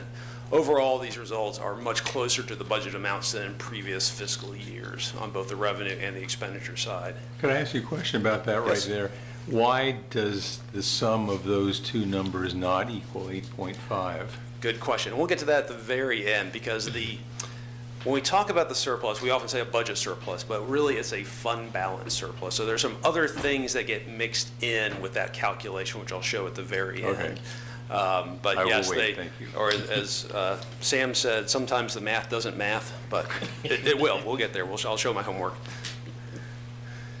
So on the revenue side, what you see here, this is on the left, or sort of that middle box. This is the template that we use for your quarterly financial report on the revenue side. So it seemed to me this is sort of a logical jumping off point to talk about where we actually ended up. So the last report that you received on FY25 was in the third quarter, up through the third quarter of that year. And at that time, we were projecting for these particular revenues, which aren't all of the revenues in the general fund, but represents the vast majority of them. We were looking at about a little over a $4 million surplus. Well, over there on the far right, that's how we actually finished up. And kudos to Chrissy and her folks who prepare that. We ended at about 3.9, so about $100,000 difference there. Pretty good. I know it's kind of hard to see, kind of hard to read, so that's one of the reasons I put some colors up. So the green colors on the far left, you have the revenue source, and on the far right there, how they ended up. So the green numbers, those were the revenues that performed better than expected, sort of the big drivers, and they're sort of the usual suspects: real estate tax, personal property tax, public service tax, utility taxes. We also have the B-pole licenses on there as well as building and plumbing permits. But one of the things that is a little bit different here, and this was noted in the third quarter report, and actually I think the second quarter report of that year as well, are the red figures. Sales tax, meals tax, lodging tax did not perform as well as expected, and that's very different. I think in the third quarter report it noted that the COVID years notwithstanding, we hadn't seen those sorts of things since the late aughts. But as you heard last Thursday night at your budget development meeting, we are seeing those revenues start to rebound. So hopefully this is just an anomaly for that year, but obviously it still bears some watching given the sort of uncertain economic state that we're in these days. But I also wanted to highlight down below there, you see these other revenues. So these are revenues that are not included in those lines up above, but were significant contributors to the revenue performance. Interest income and gains and losses on investments. This is the Treasurer's Office management of our idle cash. We're in a high interest rate environment, so obviously interest income performs very well. The gains and losses on investments, those are typically fixed income type of products, so those are also tied to interest rates, and so those both perform very well. And then all other permits, not including the ones that you see above, also performed better than expected. I think the one thing I'll just point out as it relates to the interest income, the gains and losses, so when we talk about surpluses, we talk about them as one-time events or one-time money. Oftentimes, there are things that happen in a particular year which you don't want to or can't really expect to happen on an ongoing basis, and these two are one of those. Interest rates, as I mentioned, are high right now. That's the environment that we're in. But we don't want to build a budget predicated on past performance. What's the saying? Past performance is not an indicator of future results. This is an example of that. Certainly our Treasurer's Office, they manage our cash to the best of their ability. But again, there are a lot of factors that are outside of their control. And so we would not want to budget on this sort of an environment continually. We might make some small upward adjustments, but certainly not as large a jump as that. So again, I think that's a prime example of how we treat these monies and how we look at some of these revenues. Some of them are ongoing, have a robust tax base behind them, real estate tax being the obvious one, but some of these are sort of subject to either unique events or one-time type of events, and so we have to discern between those as we project forward. There we go. And on the expenditure side, this is a very high-level look at the city's budget. These are by classes of expenditures. If you happen to look at our financial management system, all of our salaries and benefits start with a code 51 something something something something. So this just sort of aggregates our expenses into these large buckets. And again, these are overall as a percentage of budget. This is much better performance than we've seen in some past years. And I think the one I would really highlight are salaries and benefits. While it is the largest number up here, this number is much closer to budget than it has been in previous years. In previous years, we've had some very high vacancy rates, which has contributed to us not spending all of those salary and benefit funds that were allocated. And so I think what you see here, this was Sam's really his first budget. This was the FY24 budget. This was being developed 2 years ago at this time. And so there's a renewed emphasis on recruitment, retainment of city staff, We went through the class and comp study. We modernized our HR systems. That was a point of emphasis of his. Also, one of the things that happened in FY25 is there's about $900,000 that council approved that we transfer some public safety overtime costs to our ARPA funds because we were running into the deadline of December 31st, 2024 to encumber those funds. In December of 2024, you approved using the money for that purpose so that we didn't send it back to Washington. And so, again, that's also a one-time event which had a pretty big influence on those salary and benefit numbers as well. And so, Councilmember Snook, to your question, here's the math. So again, it's a fund balance calculation. And so the fiscal performance in a given fiscal year certainly is a drive some of this, but then there are some other things sort of down below that we also have to factor out as well. The single biggest one is our 14% and 3% long-term financial management policies. We have to deduct those out and hold those aside. It equates to roughly $45.1 million that we're holding aside per those policies. And so when you run all of that through, you get down to what's left over in terms of fund balance surplus after we take these things out, things that we set aside by policy, such as fund balance targets, or the landfill reserve, which is part of our post-closure agreement. We have to maintain that for some period of years. And then we also have open encumbers and some other things which then get carried over into the next year to be spent, to be completed. So this is the portion where we actually start to get down to that number. But again, the performance in a fiscal year is a big piece of that. You see that sort of up above there. But there are some other factors at play here as well. That concludes my presentation. The next step is we will have the year-end appropriation at your next meeting, public hearing and resolution, as well as a recommendation for how to use the surplus. Sam, I wasn't sure if you wanted to discuss that this evening or not. Because this 8.5 could go towards some of that 11 million. No, sorry, kind of. If it's one-timey. If it's one time. If it's one time. Right, you caught it. Yeah. No, I know. Yeah.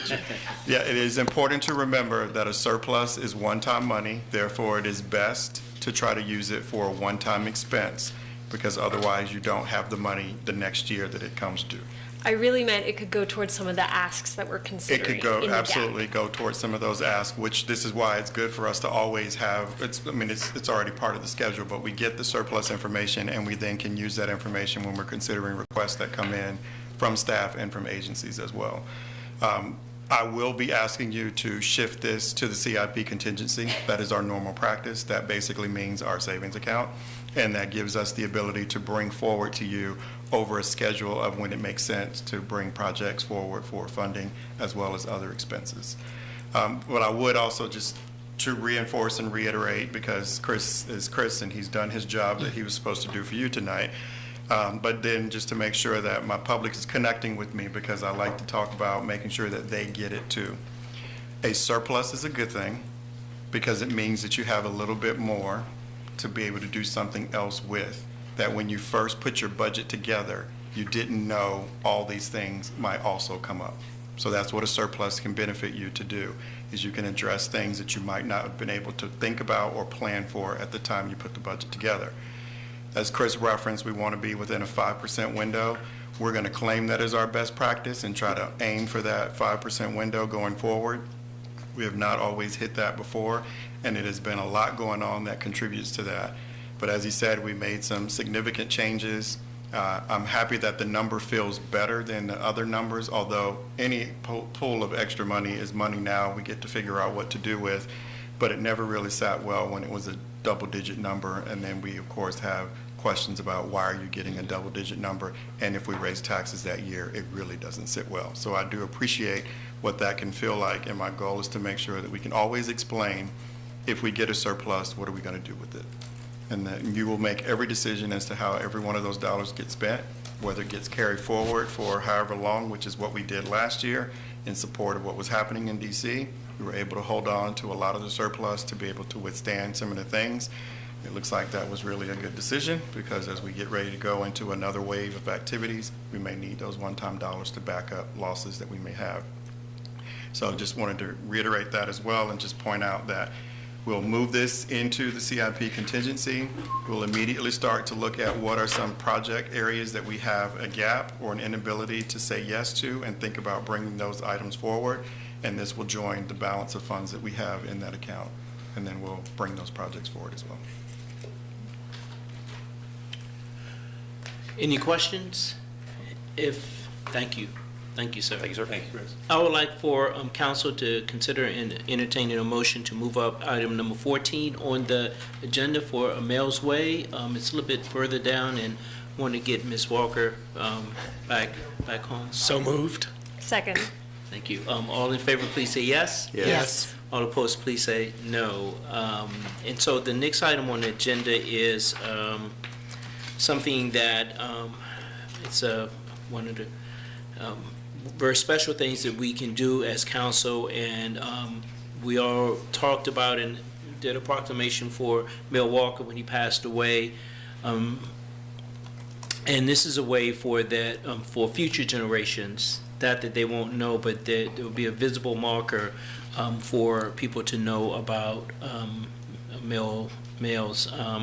And this is a resolution to establishing a part of Main Street as Mel's Way. And James, I'm sorry. Get a little pun there. Yes, I know. Sound Yes, on the pun. yes. Are you going to? I don't really have anything more to add. I think you're on a roll there. Yeah. So. Charles introduced him. Let Charles. Yes, and Charles and you have some family members from Mr. Walker as well. Hello, Council. It's been a few years. I would like to thank Mr. Freeze, Council, in supporting this resolution. Also, this is the 100th year for Black History Month. So I want to bring that forth. And I also want to apologize to Miss Marie for keeping her here a couple hours. I told her it may be about 25, 30 minutes. And we've been here a minute. So, Miss Marie, I apologize. I had to push her to get here, first and foremost because of the weather. But last May, I was approached by Mel's mom about doing something in his honor. At that time, I started the process. I talked to Ms. Thomas, how can we proclaim or get something in honor of Melvin Walker? So we started the process then, and I want to thank Mr. Freeze recently and assisted me, and so that's where we are at this point. This is a picture of Mel. Since we've been here a while, I don't want the chicken to really excite you. You probably got hungry. No, yeah. Mel's Cafe. So this is where we're at, and I want to thank you, and we look forward. People have already asked and called about when the designation is going up, and I said, oh, let's get it approved first, and we'll move from that point on. We have Mel family members here. We have Miss Marie, his mother, his brother, Greg, and his wife, his son, Jeremiah, and his friend, and she must be gone. The niece was here. So, do you want to have them to share Yeah, if comment, anyone or would you like want to- them to, you want to read the resolution, or you want them to make a comment, or? If you can read.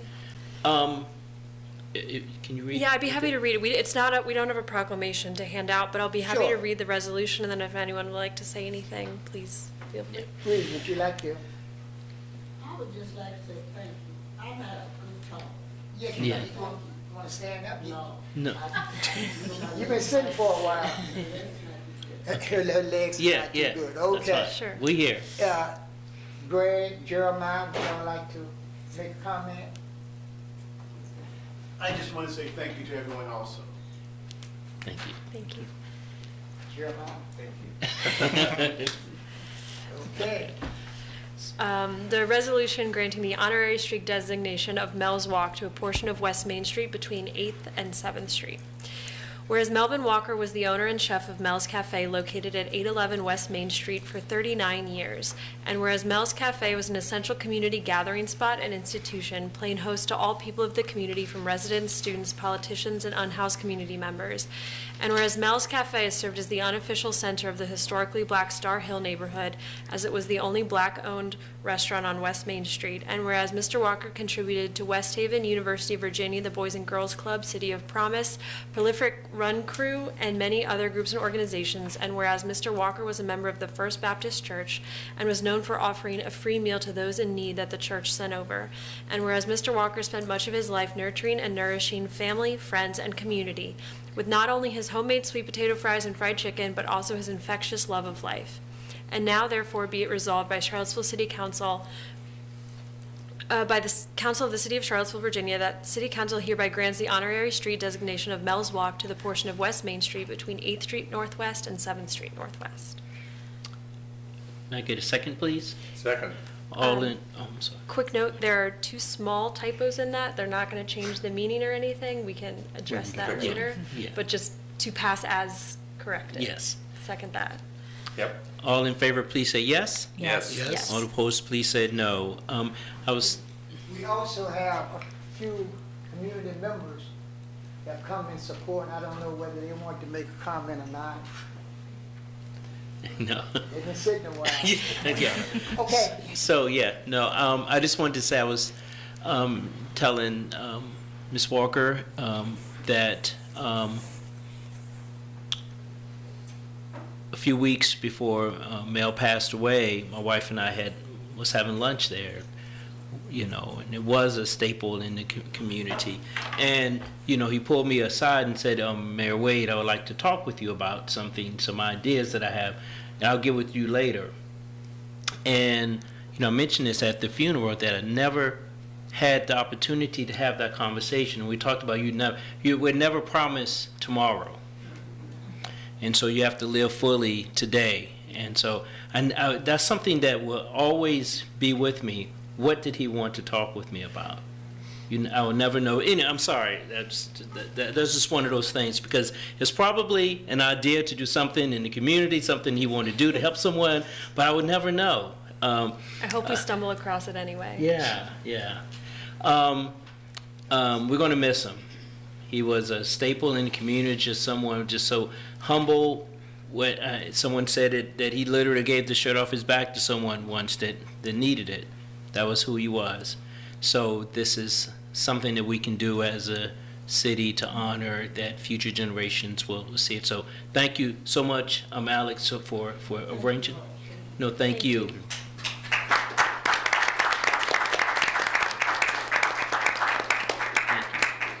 So you make sure she gets home safely, okay? All right. Thank you. Now, because she's ready. Yeah, she's ready.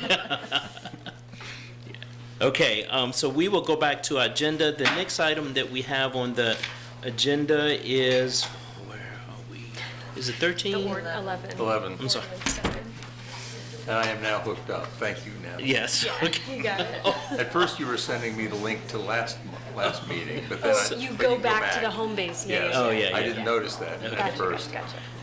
Thank you. Yeah. John, you have the next 2 items, sir? Okay, thank you. Yes, good evening again, Council, Mr. Mayor. So this is bringing forward an item that came out of the retreat. As we all know, under the City Code, very few items on the council agenda may be adopted at the same meeting in which they are introduced. General ordinances may be adopted at the same meeting they are introduced upon motion and affirmative vote of 4/5 of the City Council. The existing first and second reading requirements were adopted to promote transparency and deliberation, but in practice they can delay non-controversial or time-sensitive matters even where the council consensus is clear. For that reason, at this retreat, you all decided to, you had a desire to retain the protections of a 2-reading process as the default while extending the mechanism to act at a single meeting to all matters when circumstances warrant unless otherwise prohibited by law.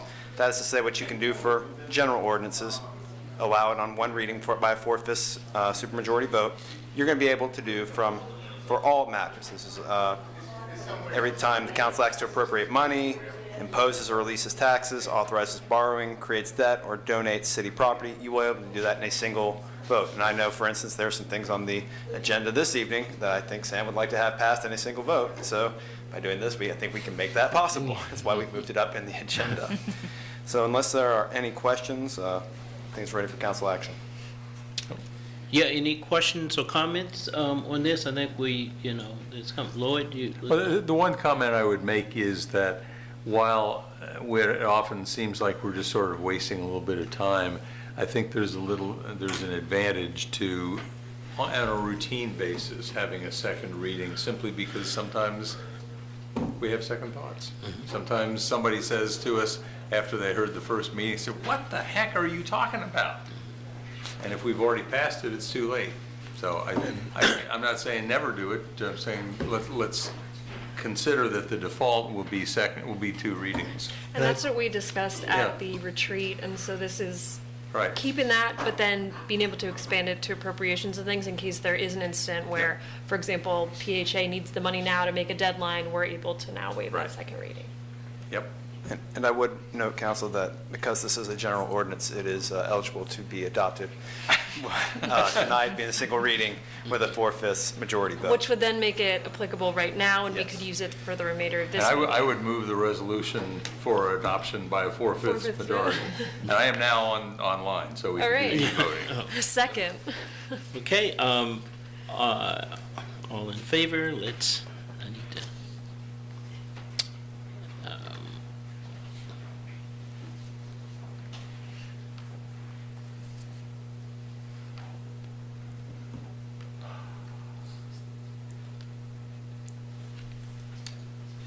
The There we motion go. passes 5-0. Thank you. Thank you. The next item is also coming from the retreat. It deals with Section 11-131 of the City Code, which deals with the settlement of claims by the city. Typically, most of our claims are covered by insurance, but through Versa, they provide us with legal representation, which my office coordinates, and most claims are paid out by Versa when we have them. There are claims, though, that are not paid out by Versa, are not eligible for coverage by Versa, and those come out of the city's risk fund. Currently, the limits in there, the way it works is these, when these were established, I believe back in the 90s, I have authority to settle claims for less than $5,000 on my own. Sam and I together can authorize claims up to $15,000, but anything beyond $15,000 requires a vote of the city council. Now, this is bringing it more into modern times, at least accounting for inflation. Y'all decided at the retreat to increase those limits to, I can settle claims for $25,000 or less on my own authority. Sam and I together would be able to settle claims for $50,000 or less, and anything beyond that would require a vote by the city council. In addition, for the first time, we're adding in here a reporting requirement. Anytime we settle claims under our authority, I would have a requirement to report that out to you as soon as reasonably possible, most likely in a closed session, just depending on the nature of the settlement that we did, but it would be in a way, most likely, that would retain confidentiality. So without further ado, it's ready for council action. Further discussion on this? Okay, if, I move the resolution. is there a second? Second. Okay, let's vote.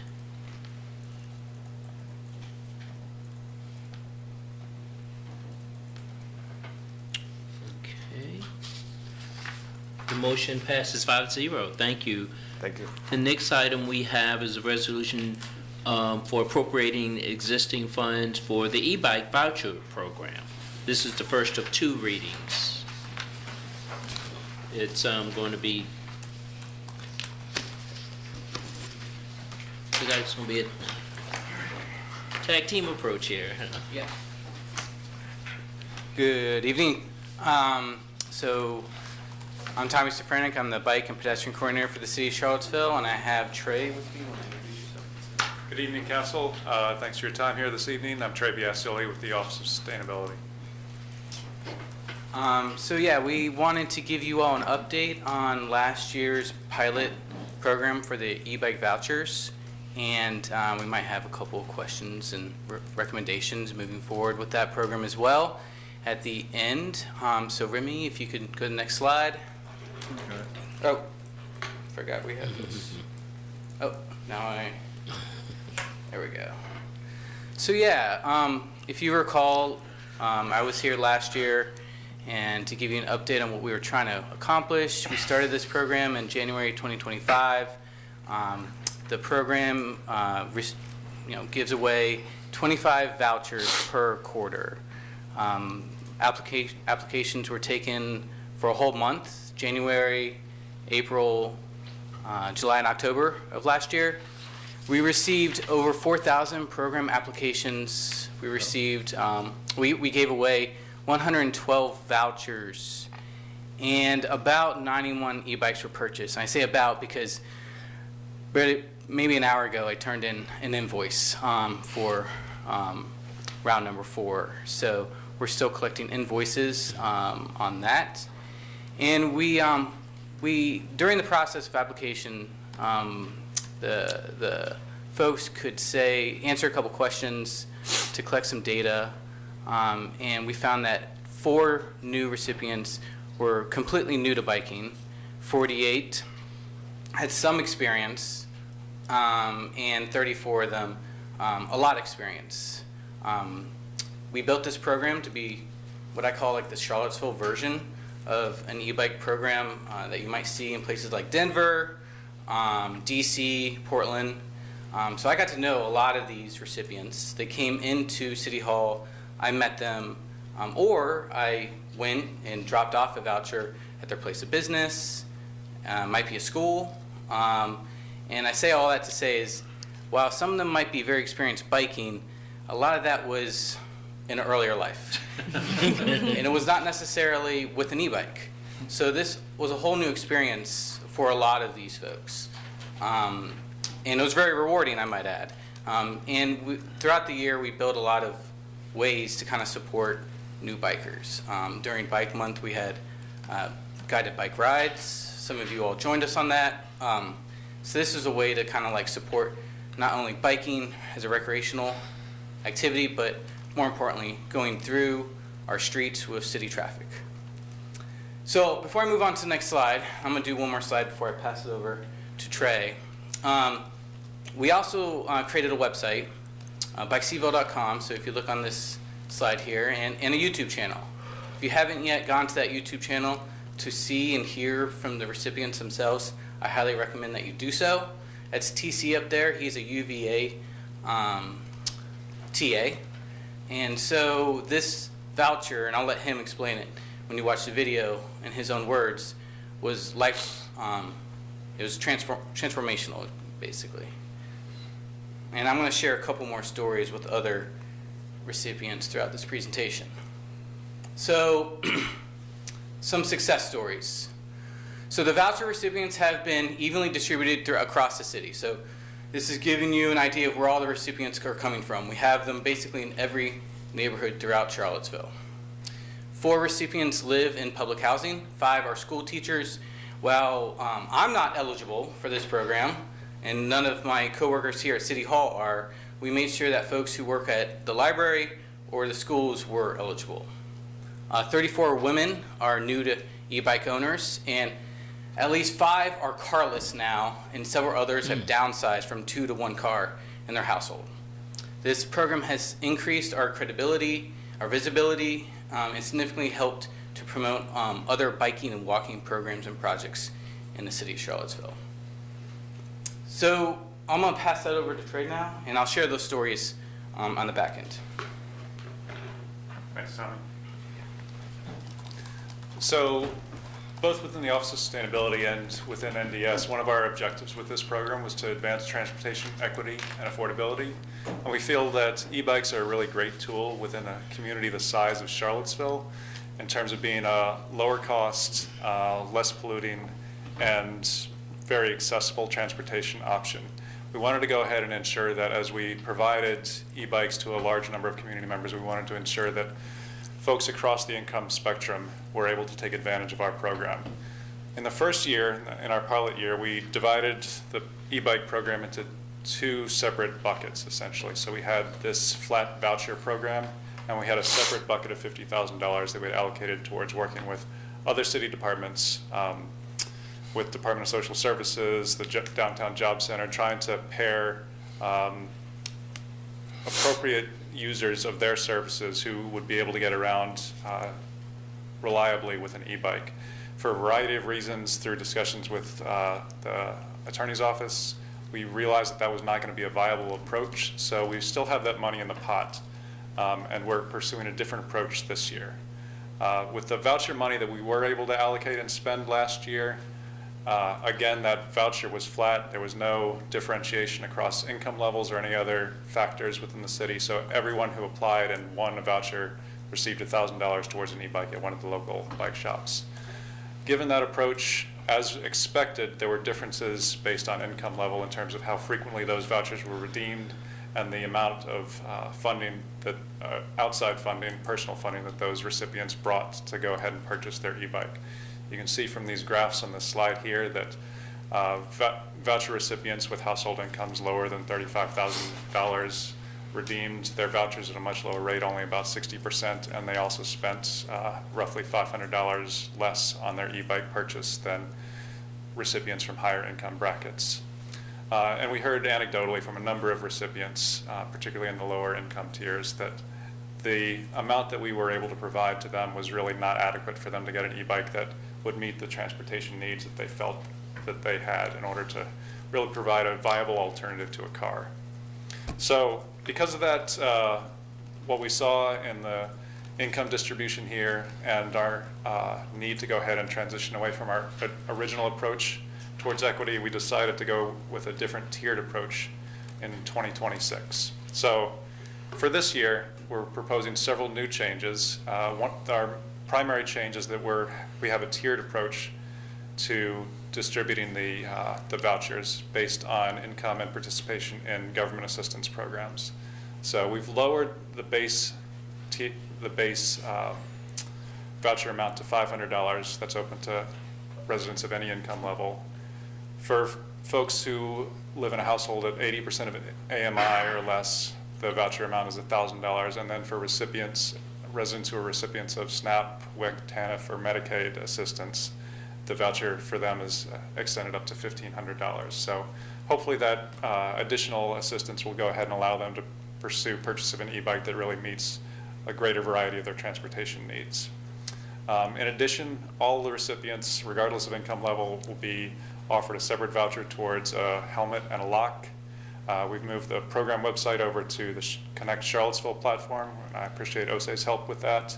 And we were hoping to issue 144 vouchers this year compared to the 100 that we planned for last year. All right, thanks, Trey. So expectations and goals for 2026. So by making these changes, we expect to better support community members that need transportation help the most, while also getting more folks out of cars and onto bikes. While many strategies are needed to make Charlottesville a bike-friendly community, this program will get us there. Will help get us there. E-bikes can be transformative for the individual, but also for the community at large by reducing congestion and greenhouse gas emissions. So I wanted to share who these folks are that you're looking at. On your right is Gabby. She is a teacher at Summit Elementary School, Charlottesville resident, and now an e-bike rider and user. And Lynn, to my left, I found out through conversation that we used to be on the same soccer team, and she now is carless. And both women are extremely appreciative of their e-bike, something that I don't know if Trey mentioned just now, but we're looking at doing a survey in the coming months, and so getting more information from Gabby and Lynn and everybody else on how they're using their e-bikes is going to be a goal of that survey. And Lynn was featured in the Daily Progress story a couple months ago. Yeah, so Lynn and Regan, who I don't have a picture up here, were from round 2, and they both were carless. They chose not to have a car, and they get around town using their e-bike. And they were both in that story that you mentioned. And so I recommend checking out NBC 29. They did a great job. Some other folks who aren't mentioned, and I don't have photos for, there was a woman, Sharon, and she was so excited to to get her e-bike voucher that I never met her. I sent the email Wednesday morning. By Wednesday, 10 minutes later, she called my office and said, "Is this real?" And she said, "Can I show up within the hour?" And I said, "Sure, but I'm actually not going to be here. I give normal times open to the public when they can arrive and pick up their voucher." And that was not one of those times. But my coworker was going to be around, and I trusted that he knew what to say and how to support her. And she picked up the voucher within the hour and went to the bike shop and bought the bike within 2 hours. And so she lives in West Haven. We had somebody else from West Haven who didn't have as much motivation, perhaps maybe not as much experience biking. And so I actually went, knocked on the door and made sure that she realized that she won because she hadn't responded to emails. And I dropped off the voucher, and she had some obvious concerns, didn't know what to do. And I said, "You should reach out to Sharon. She lives down the street. She's a neighbor of yours, and she also has become an e-bike rider because of that community." So those are a couple people I want to mention that I've met through this process. Like I said, it's been a very fulfilling program. The people in the photo, if I can go back, this couple here couldn't meet me because of their commitments in life during those time periods in my office. And I said, "Hey, well, you know, I'm going to be at the Fridays After 5 bike valet. How about you come on down and meet us then?" And that worked out great for them. And our last slide here, before Trey takes over, I'll point out, I never caught her name, but this is from an e-bike demo at Tonsler Park that we did with Parks and Rec during one of their summer concert series. This woman lives just on the other side of the interstate on 5th Street. So she's a county resident. And she fell in love with an e-bike. She doesn't have a car, she uses the bus, but it's very problematic for her to come in and out. We are seeing a lot of people from the county applying for this program who obviously aren't eligible, but the need is there. To be able to get through our community easily, for us as residents to get into the county, there is a need, obviously, from people who live in the county to be able to have transportation, e-bikes, because they're applying for this program. It's obvious. So last year you approved a pilot program to fund e-bike vouchers to the tune of $150,000, $75,000 each from NDS and from the Office of Sustainability.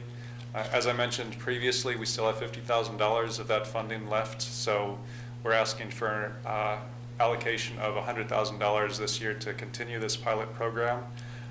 These are from existing funds, $50,000 from the Climate Action Initiative Fund, $50,000 from VO permit fees from the Dockless Mobility Fund. And with that funding allocation, we really hope to advance equity and affordability in a way that we were unable to do with the previous year. So we hope that council will approve this, and we look forward to seeing how these changes are able to play out in the community. Are there any questions? Thank you. Any questions, comments? Yeah, thanks for this program. It's obviously been a successful pilot, and that's really exciting to see. I have a couple of questions. How do we incentivize the bike shops to carry bikes that are $1,500? That Tom, you want to talk to that? or so there's not such a big gap, basically. Yeah, I'm not going to have a great answer. However, what I will say is this past year we have learned a lot. We've learned a lot about, what our community needs in terms of price point, like Trey was pointing out. We've learned a lot about how tariffs work. Or don't. Or don't. So I say that to say e-bikes prices have fluctuated remarkably over the past 12 months. And so that's been an issue. E-bikes themselves are usually not that cheap. But what I will say is there was some push to have us open this program up to online retailers, and there are definitely some great online e-bikes out there, but it makes it much more difficult to find those. Trusting and working with our brick and mortar bike shops, I know that like our community is going to come home with a safe, reliable e-bike. So I guess to your point, some of our bike shops have changed some of their brands and have brought in new ones, and some of those price points have changed. They just haven't been like as dramatic. And some of the bikes might be appropriate for some people and not for the other. It's kind of like buying a car in that regard. Sure. The only other question I have is, you mentioned that city staff are not eligible to enter the program. Is there any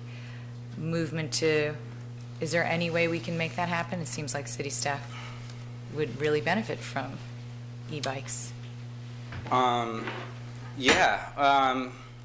There's been some talk behind closed doors. There is a bike incentive currently that 3 people take advantage of, and you can probably figure out who those people are.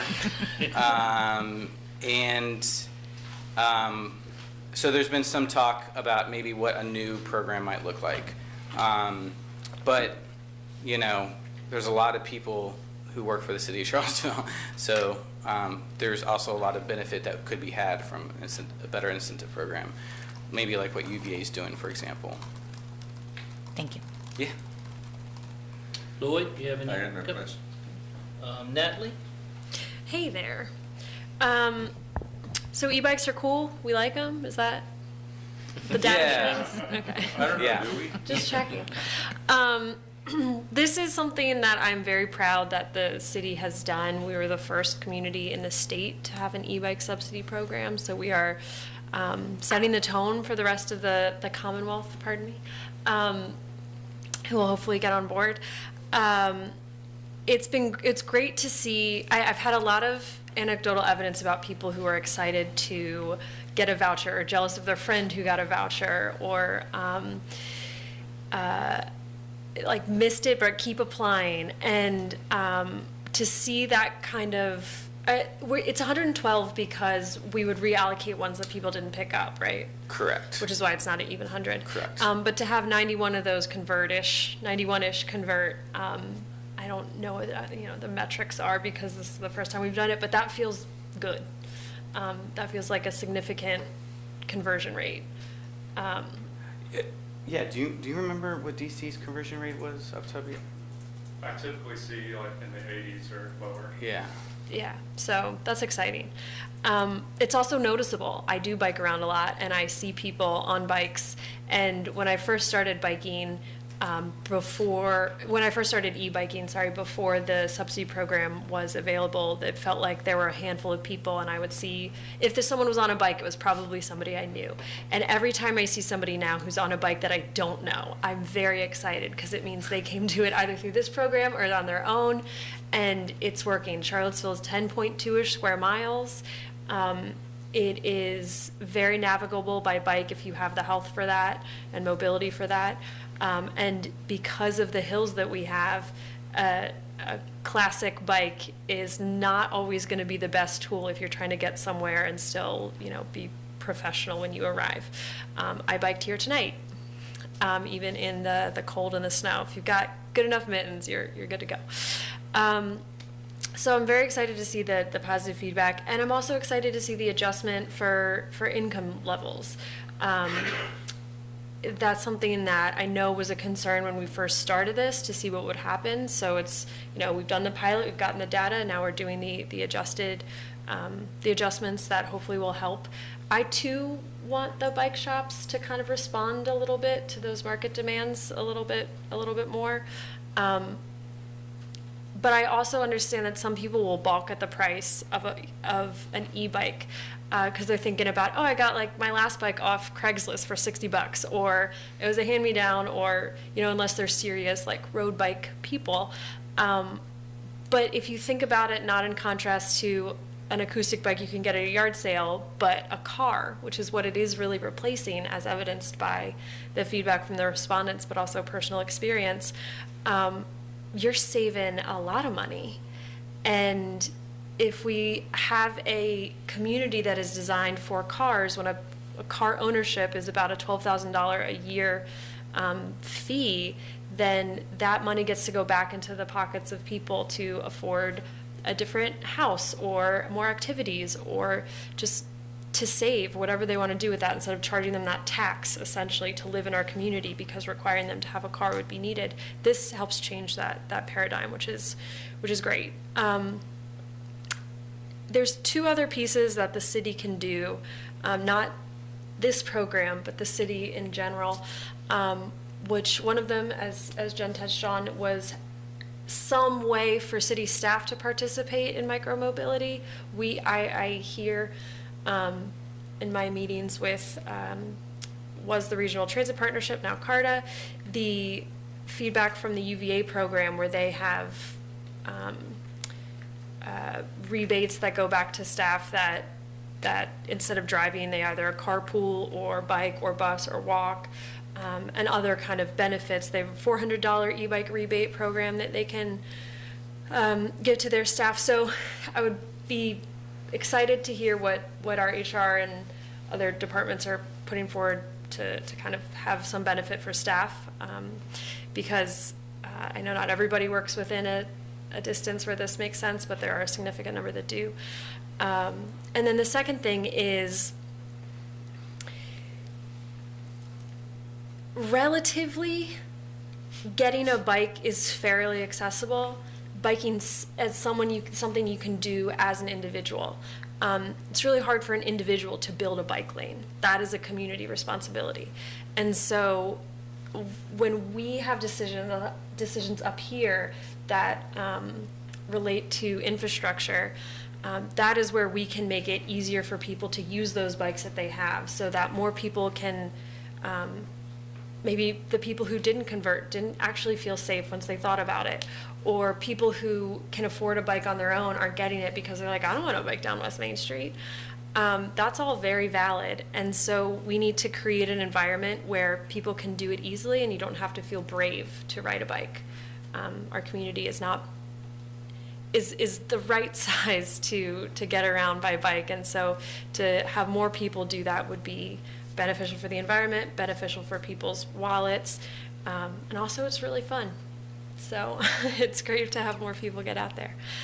So thank you. This is very positive to see. I'm excited to see the data for conversion now that it's been income adjusted, and hopefully we get an even bigger spread of people who are enjoying the program. Thanks. Michael? Yeah, I would echo a lot of what other people said. In the bigger picture, I think it's certainly far past time for the city to get more ambitious on pedestrian and bike infrastructure, and be as ambitious about something as like the creation of the downtown mall, like bring the community in on a plan to, say, shut down lanes of Preston Avenue and turn them into bike and pedestrian use only. But as for this immediate program specifically, I think clearly there's been a lot of success. I think it's a no-brainer to continue the funding. The statistic that stuck out the most to me was that one, at $35,000 and below, the amount of people who don't redeem the voucher, even if they've received it, doubles to 40%, which makes a lot of intuitive sense in terms of it's just the voucher's still not enough. And I think the changes that are proposed definitely move in the right direction to try to address that issue. I would just note, I know that 80% AMI was used as the cutoff, and historically that's been an affordability cutoff for the city. In the pandemic, really kind of exploded that, and I would just note 80% AMI is for a one-person household over $70,000 a year, for a four-person household an income of over $100,000. So I'm wondering if we should bump that AMI down to try to better address the problem, since that inflection point seems to really be $35,000 and below in terms of household income. But that's all I got.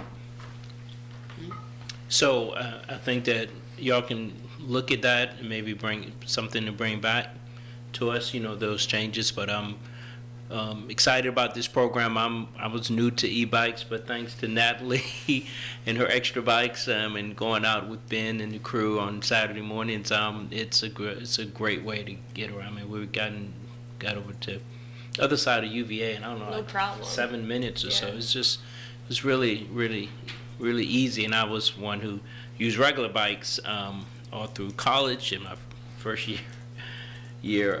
It's funny because now my daughter lives in Northern Virginia in Route 50, and I used to ride my regular bike there to go grocery shopping. Could never do that now, but you know, when you don't have a car, you do what you have to do. But I'm excited about this program, and I'm glad it's something we can do. I don't think I realized we were the first in the state to do it, so that's another feather in the hat for Charlottesville. Feather in the helmet. Helmet, yes. So this, we won't vote on this today. We will next week. Can we put this on the consent agenda? So if it seems like it's support to do that, thank you so much. Thank you. All right. Thanks, Tommy. Thanks, Trey. The next item is a resolution to reallocate $45,000 for the from the strategic council's strategic initiatives fund to support the YMCA renovations. This is the first of 2 readings. So I'll be taking this item. The next 2 items are mine. They're all off-cycle requests. I don't have slides to present because I shared with you in the last meeting really the details. So just for the public's benefit, in case they did not see that, the request that has been received was for $45,000, and this is aligned with Council Strategic Initiatives Fund, which is why I'm bringing it to you in that manner. The YMCA has an egress project. Basically, they're having to reconstruct a secondary way to leave the building at the Jefferson School City Center where the child care center is located. It's $145,000 to do that renovation project. They've been able to raise funds already from multiple donors, and they're $45,000 short.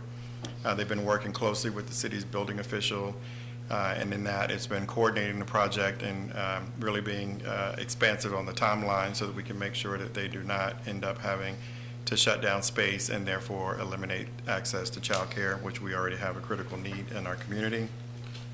So the request is for council to consider using funds that you currently have in your council strategic initiatives fund, which has a balance of $390,000. Is that right? Yes, $390,000, $390,635.68. So the request is for you to consider appropriating $45,000 from that fund. Any questions? Okay.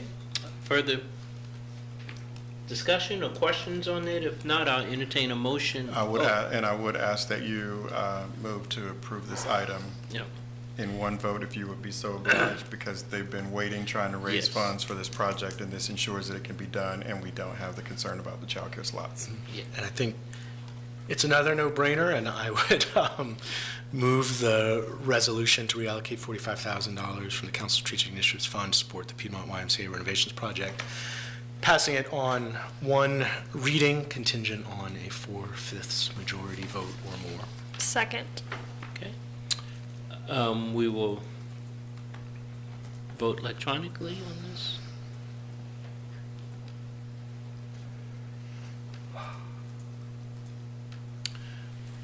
The motion passes 5-0. Thank you.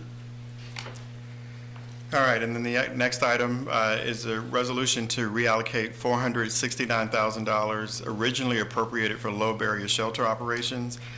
Since we do not currently have the low barrier shelter to operate that we planned at this time, you had previously allocated an annual amount of $500,000 per year for that particular function to be funded by the local government. This year's budget has this $500,000 at this moment sitting unused. There have been 3 off-cycle requests in association with sheltering, which is why I've packaged them and brought them forward in this manner. They are emergency situations, and they are really aimed at continuing to care for the unhoused in our community. The first request is from Pacham. They are currently experiencing a budget shortfall and need $65,000 to close their operating gap for the current fiscal year. The Blue Ridge Area Coalition for the Homeless, BRAC, is seeking $234,000 to replace funds that are needed for the continuation of permanent supportive housing. That program currently serves 32 households with direct rental assistance, and any interruption in that program would put those individuals on the street. The needs for this funding is a result of an interruption from federal programming. It appears to be temporary at this time, but we're not guaranteed that the current federal administration is going to not continue to push to eliminate or defund in a significant way this program. So this request is meant to be a temporary stopgap. There is a request from Region 10, who provides the permanent supportive housing work, to increase their ask under our intergovernmental agreement with them. So we have that as a part of the FY27 budget process for going forward. So these funds are for now through July of this year. And then the third request is to the Salvation Army for resources to support their opening 6 unhoused family shelter units at the current Ridge Street location. They were able to receive funds to improve those spaces, and the mayor and I walked that space last week before last, I can't remember, to see what the possibilities would be. And there are 6 apartments that would be available for individuals as soon as the Salvation Army is able to secure the operating funds to open this space. Part of the scenario here is that in opening this particular service, which does not exist today at the Salvation Army, so these are new shelter beds, which is important for everyone to know and appreciate. When the Salvation Army relocates to the Cherry Avenue location as a part of their renovation plan at Ridge Street, these families would go with them. That is part of what they've identified as the approach that they would take, so they would not be displaced as a part of improvements occurring for the future Center of Hope. So those 3 requests total $469,000 of the $500,000 that you currently have in the budget right now, unallocated for anything because we don't have a low barrier shelter. So I would ask that you move with a 4/5 vote to approve the items for these emergency sheltering functions for the city of Charlottesville. Sam, is the 170, is that like basically capital expenditure? That is operating. So that is half of their operating expenses for running the shelter, because they have staff and services that'll be provided to the families that will be there. At this point, is there any kind of even very ballpark timeline estimate of when money would need to be deployed for the year-round low barrier shelter? We're not there yet. That's coming. Still have to get a proposal from the low barrier shelter working group. They've given me later this month as to when I should be able to expect that, and upon reviewing that and feeling like we have a viable option, I will bring that to council and we'll have a decision to make. Okay. So it could be weeks over. away. I would say weeks away from having that answer. Okay. Thank you. But I can also say that we will not activate these $500,000 within the time period that they are allocated for, which is through June of this year. And the extra $31,000? At this moment is to continue to Just sit stays where it until is. I'm sure there will be a need that pops up. My goal was to try to keep the use of the $500,000 in support of the unhoused, which is what you are previously allocated I for. appreciate that. Okay. Any discussion on this? If not, I will entertain a motion to approve this tonight. Did you request that? Yes. Yeah.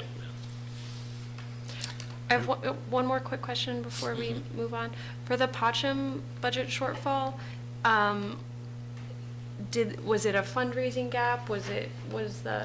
Yeah, it was indicated to me that it was about their fundraising did not come together for them to be able to secure all funds. They still opened the facility on schedule and hoped that they would be able to close so that they would close the gap so that they would not have to actually shut down earlier. Okay. Yeah. Which right now they're operating through mid-April, I believe. Okay, thank you. I would move approval of the resolution with one reading contingent on a 4/5 or greater majority vote. Second. Second. Okay. Shall we vote?